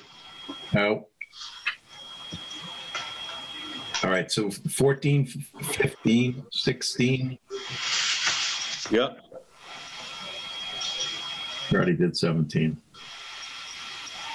And you did 18. So, all right, so we need a vote on transferring from free cash to the capital stabilization fund, the amount of $132. I move to recommend. All right, so it's been moved. Is there a second? I just have a question for clarification. Does this appropriation affect the other free cash that is part of the capital ads that we were discussing earlier, or is this an addition to that? This is additional. Basically, and I'll mess it up off the top of my head, there's a policy that when the free cash is certified, that I'm going to mess this up, I know it, but I think I'll get it close. I think it's 25% goes to capital stabilization, 35% to operating stabilization, 10% to OPEB, and I probably blew the numbers, but it leaves 25% of the certified free cash out there still available. And you could put it all into one of these accounts because it says basically a minimum of, but that's the formula that was set up, I don't know, 4 or 5 years ago. So no, it does not affect that other free cash. Thank you. You're welcome. The motion. So it's been moved and seconded. Oh, I apologize. All in favor? Rachel, I. Barbara, aye. Mary, I. And aye. 15, transfer free cash to the operating stabilization fund. I recommend that we move free cash to the Operation Stabilization Fund in the amount of $85,913. For a second? Second. Second by Barbara. All in favor, roll. Rachel, I. Barbara, aye. Mary, I. And aye. 16, transfer from free cash to the OPEB fund, $28,638. I move that we recommend transfer from free cash to the OPEB fund in the amount of $28,638. I'll second. Second, I'm sorry, was that Barbara? Or? Yep. Second by Barbara. All in favor, roll call. Rachel, I. Barbara, aye. Mary, I. And aye. All right, 17 we did, 18. And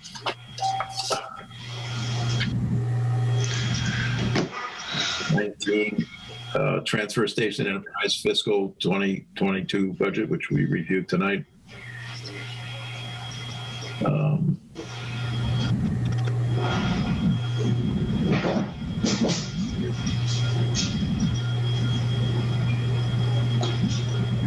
It says 201. 201,530, but the numbers say 211,530.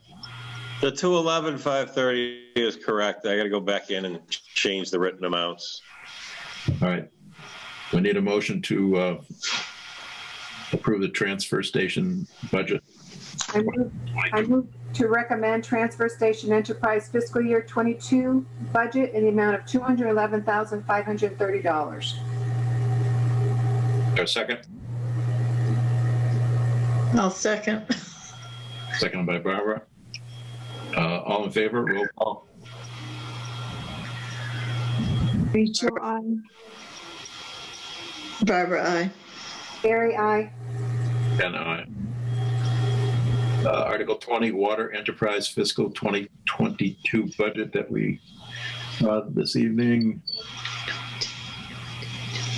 The amount of $813,039. That doesn't look right either. No, do the printed amount within the budget. Don't read the written amount, please. The 868, 800. There you go. Yep.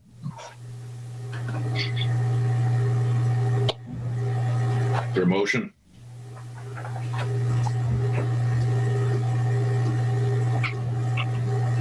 I move to not recommend the water enterprise fiscal year 22 budget in the amount of $868,800. Motion on the floor. Is there a second?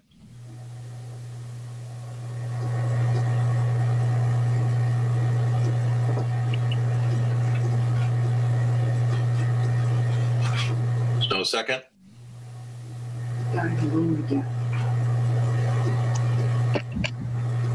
I wasn't there for the entire conversation. I apologize. I don't feel like I can.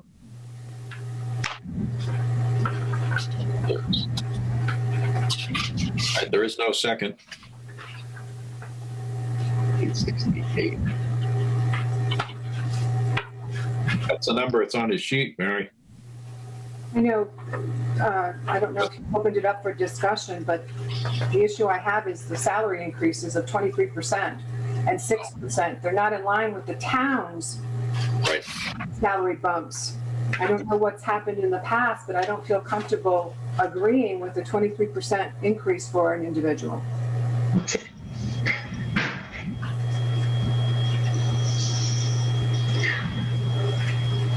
If you present it again, I will second it, Mary, I'm just going to say, do you want to present your motion? now that I understand.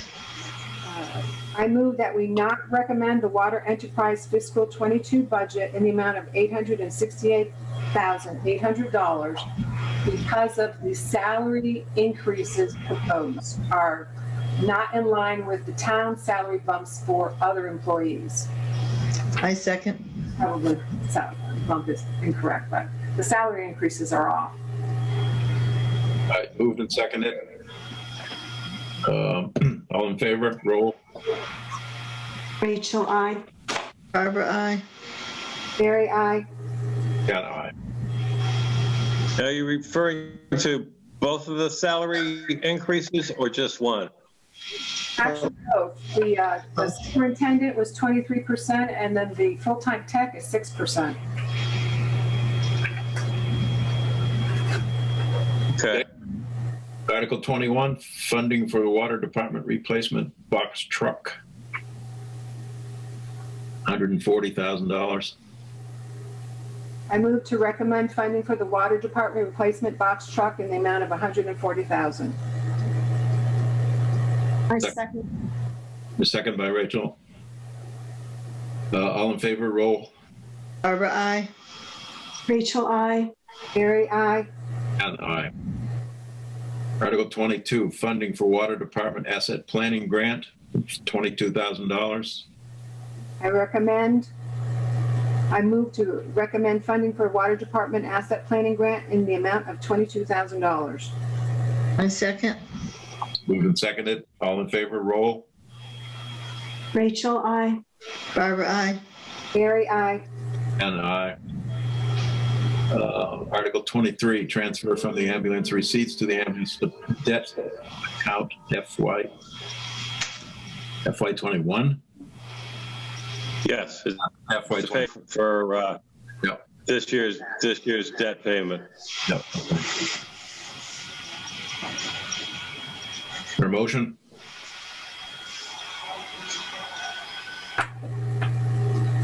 I just have a question. Where can we find how much money actually is in that account?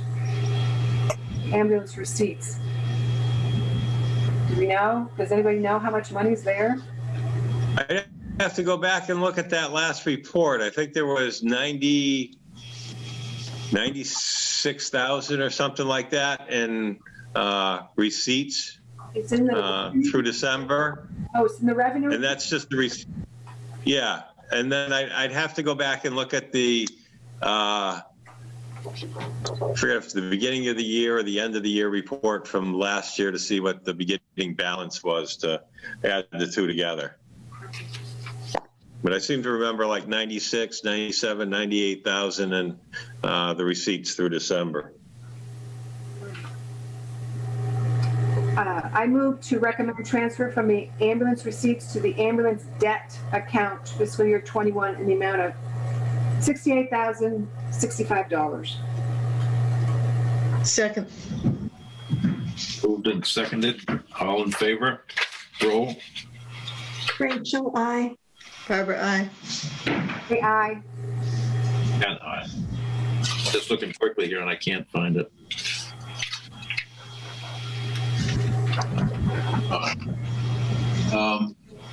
Article 24, funding for the highway plow dump truck. Now but we didn't formally vote these. $261,000. Wasn't there something we were looking at that indicated where this was going to be obtained from? Because it says right now, used by borrowing or otherwise. I thought it was more specific in the other document. The motion will be more specific. This is the article which is drafted by bond counsel. The motion is longer and more detailed, however.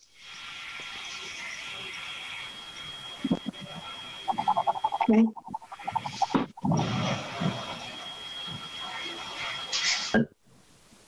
So is there a motion to appropriate the sum of $261,000?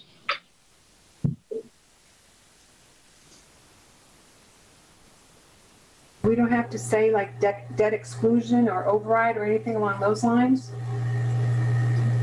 You can say debt exclusion because that's what it's going to be. Okay. So, I move to recommend funding for a highway plow dump truck for debt exclusion in the amount of $261,000. Second. Moved and seconded. Yep. All in favor? Rachel, aye. Barbara, aye.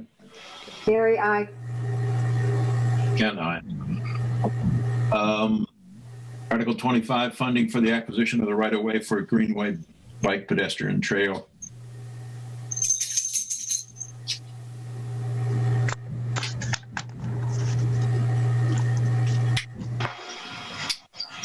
Our motion. I move that we not recommend funding for acquisition of the right-of-way for Greenway bike pedestrian trail in the amount of $270,000. I second. Moved and seconded. All in favor? Rachel, aye.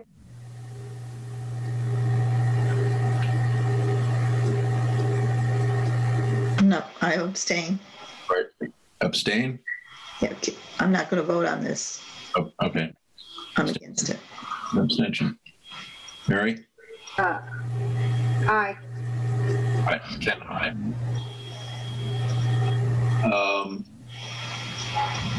Transfer for new voting machines in the amount of $9,700 from the stabilization fund.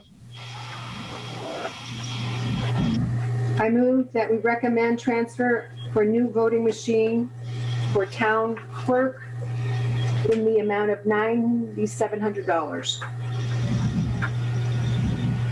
I second. Second by Rachel. All in favor? Roll. Aye, Barbara. Aye. Barbara. Aye, Rachel. Mary, aye. And aye. Transfer for E-Code 360 bylaw software for $6,995.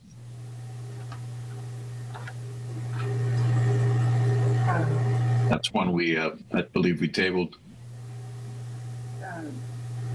Okay, how did we do that? No recommendation?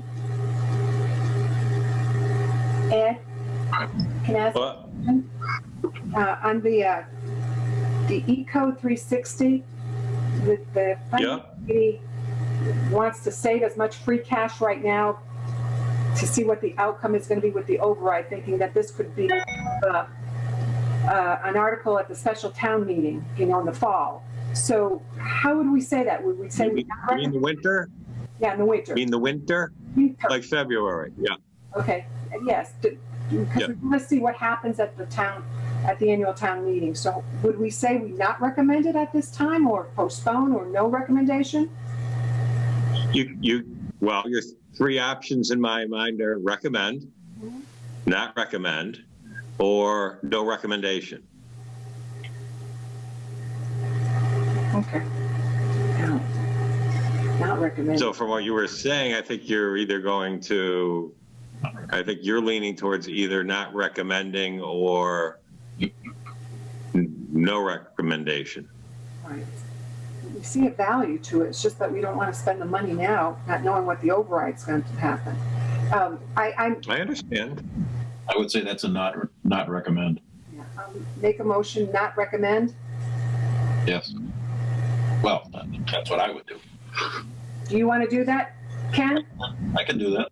Okay. Make a motion to not recommend the transfer of the sum of $9,700 from the Capital Stabilization Fund.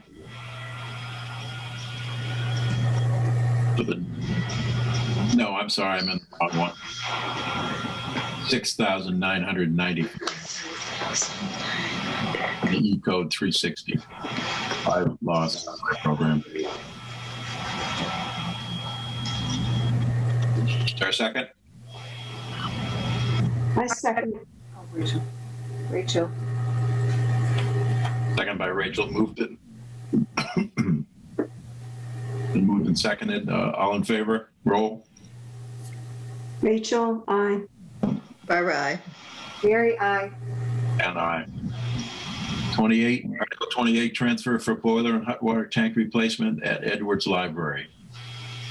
I move to recommend transfer for boiler and hot water tank replacement at Edwards Library from free cash in the amount of $18,500. I second.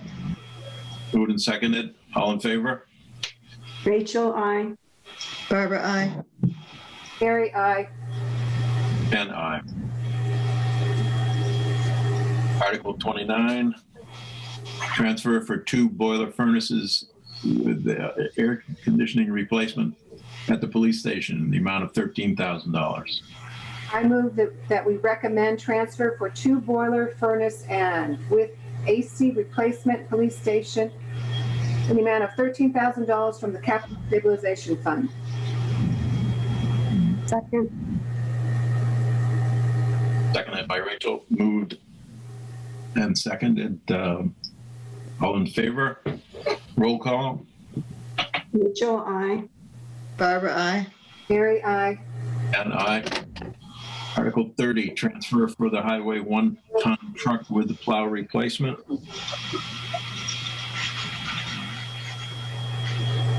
The sum of $44,400.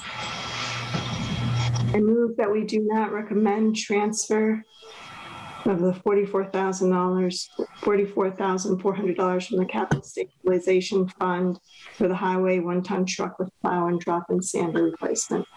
A second. Seconded. All in favor? What was that recommended? What was that motion? Not recommend. Not to recommend.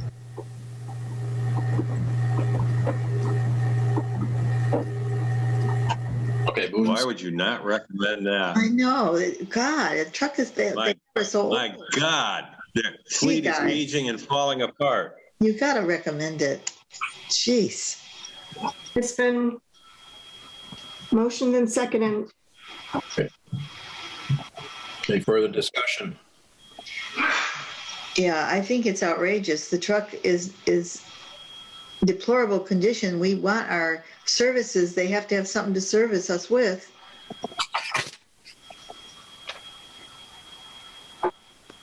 Right, but we had that discussion, and the biggest basic concern, I think, was the fact that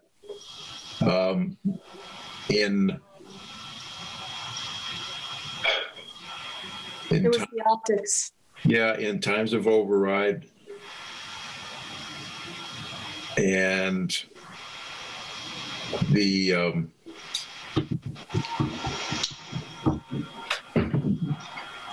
highway department chief that's seen driving around in a brand new truck, that the optics are a concern. Is this the right time? Yeah, so let the streets not get plowed in the wintertime because of that rationale. Yeah, exactly. Come on, guys. Yeah. I mean, maybe he can be told he can't bring it home, period, no matter what he thinks, even though I thought his thought made sense to me. God. Well, it was, I'm trying to remember what we were split on this, were we not? I didn't think we were split on this one. No, I've got no, so, well, that was the vote. Did we take the vote? No, no, it was moved and seconded. We were in discussion. We had actually 2 noes and 2 ayes on that. The one-time pickup with plow, the replacement for 44 was 2-2. We were split. Yeah, okay. All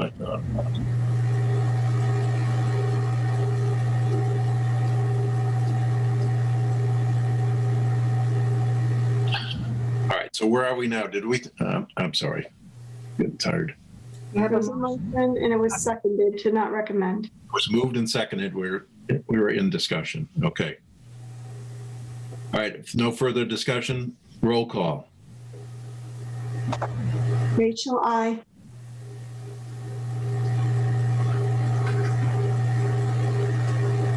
What is it when I don't want to vote? What do you call it? I'm not voting for it. I'm against what's being recommended. I think they should get a truck. So how do I put that? So you're saying nay. Nay. What is it? Abstain? Nay. Nay. Nay. There. Nay. Sorry, gang. Mary, aye. Ken, aye.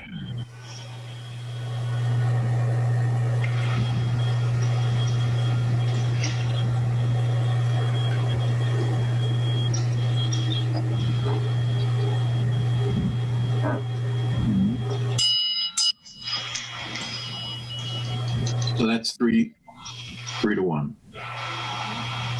Correct. Right. Against. Not recommend. Correct. Yep. All right. No, I thought it was, no. Yeah, it was 3 to 1. It was 4 not recommending. No, Barbara's a nay. She's not agreeing with us. She recommends. We're not recommending. Correct. Right. The motion was to not recommend. Therefore, 3 ayes and 1 nay are to not recommend. Correct. Say. Okay, 31 transfer for the cemetery water line replacement, $9,700.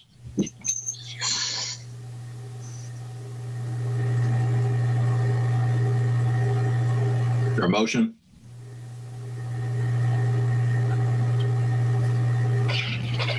I move to not recommend transfer for Center Street cemetery water line replacement, Butcher's in here. $97 from the capital Just stabilization. sleeping in the oven. I second. Been seconded. All in favor, roll.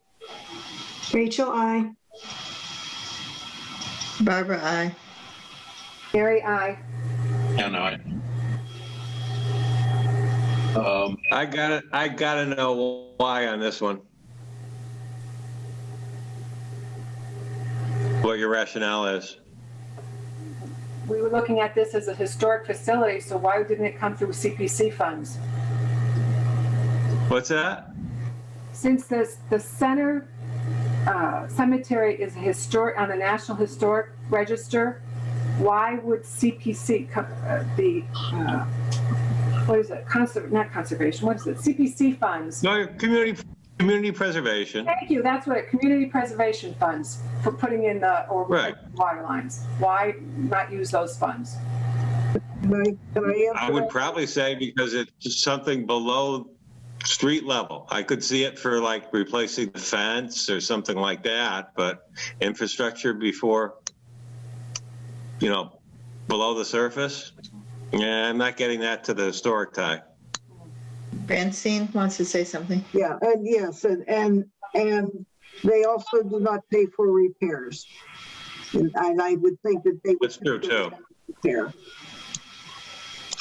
They have limitations and definitions as to what they can use their funds for. And I'm not speaking for them, but I'm just interpreting other things I've heard from them that might constitute a repair. Therefore, they would not fund it. Not because they don't have the money, but because they're not allowed to do that, use the money for that purpose. Okay.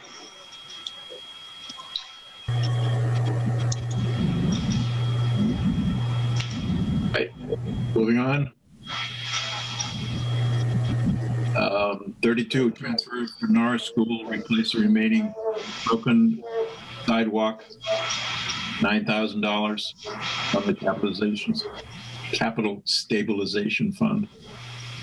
I move to recommend transfer for Norris School, replace remaining broken sidewalk portions in the amount of $9,000 from the capital stabilization. I second. Moved and seconded. All in favor? Roll call. Barbara, aye.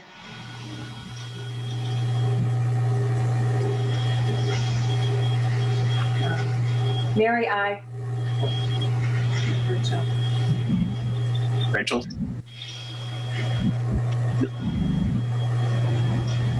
You're muted, Rachel. I apologize. Rachel, I. Ken, aye.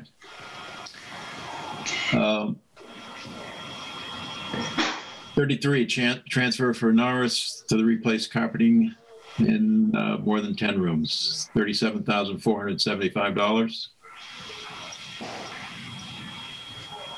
Is there a motion? I move to recommend transfer for Norris School, replace carpeting in more than 10 rooms in the amount of $37,475 from the capital stabilization fund. I second. Moved and seconded. All in favor? Roll. Rachel, I. Barbara, aye. Mary, aye. And aye. Transfer for Norris for repair of masonry issues on the exterior. And before you vote on this one, the next one, I'll let you know that the select board asked me to combine number 34 and number 35 into one item since they are very similar, even though one's exterior and one's interior. Okay. So we'd entertain a motion for the appropriation of $22,750 from Capital Stabilization Fund for Norris School masonry repair. Mayor, a motion? I make a motion to recommend the transfer of $22,750 from the capital stabilization fund to fund the repairs, masonry repairs at Norris School. Second. Moved and seconded. All in favor? Roll. Rachel, I. Barbara, I. Mary, I. And I. 36 is by itself. Transfer for replacement of interior classroom doors and door closers, $5,910. I move to recommend transfer for Norris School for replacement of interior classroom doors and door closers in the amount of $5,910 from the capital stabilization fund. Second. Moved and seconded. All in favor? Rachel, I. Barbara, I. Mary, I. And I. Please. Transfer for replacement of vertical blinds, $14,750.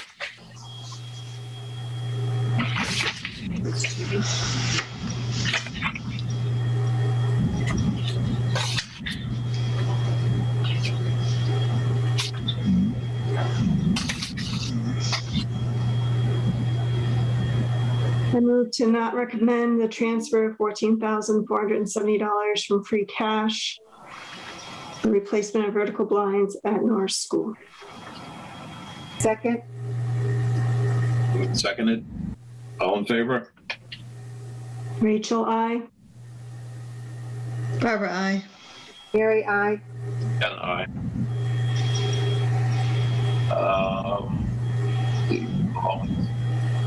We have to do that. Spending limits. See if the town will vote to set the revolving fund spending limits for such revolving funds as follows. What? You skip one. What? Oh, but that's because you're probably going off the earlier version. Article 38 is the one that I had omitted, funding for the MS4 management permit expenses. Oh, okay. Yeah, no. That Mary caught me on. Yep. All right, I don't have that in front of me, so I entertain a motion. Yeah. 28,875 is the figure from free cash. I move to recommend MS4 stormwater permit expenses in the amount of $28,875 from free cash. Second. Seconded. All in favor, roll. Rachel, I. Barbara, I. Mary, I. And I. All right, so then I guess this now is 39. Yeah, this is the revolving fund spending limits. All right, are these limits already in place? These are the same as what is in place for fiscal year 21. So no changes. It's just that it used to be up until probably about 4 or 5 years ago when they tried to make things simpler to us. Every year we had to vote on the revolving funds and the spending limits. Now they allow us to set the revolving funds by bylaw or ordinance, but every year we have to approve the spending limit for those revolving funds. Okay.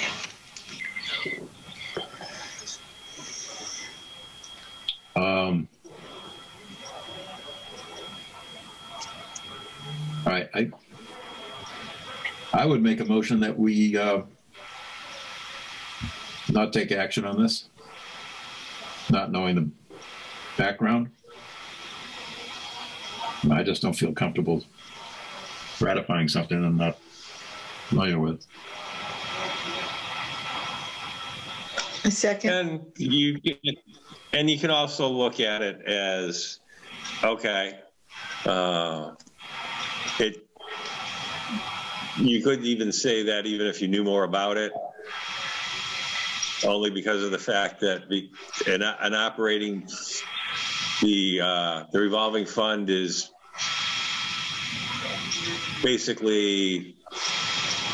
monies come in out of it, and then the monies can be spent out of it up until the spending limit. So really doesn't, you could say it doesn't affect the operating budget or the general fund at all. Some other people might look at it, and I've seen the argument say, well, geez, if you take those, burning permits and use them in the revolving fund and allow them to get equipment to fight brush fires or whatever, those normally, if you didn't have a revolving fund, those funds for the burning permits would come in. They'd go to the general fund and have to be appropriated, but they could be appropriated anywhere, not for a specific use. So you can go either way on it. So it's not that far a stretch what you're trying to do, Ken. Okay. All right. So Was that a motion, Ken? yes. I second. All right. Moved and seconded. All in favor, roll. Rachel, I. Barbara, aye. Mary, aye. And I. And I just want to confirm that's no recommendation, correct? Right. Let's see. Technically, that wasn't his motion, but I know that's what his motion meant.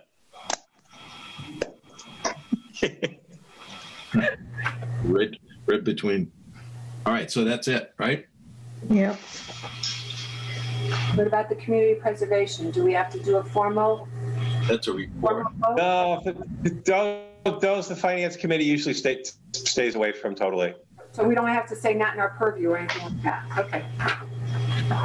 Okay. I can put it down there if you like, and I'll just do it for all of them. But most of the finance committees, that's exactly the stance they take.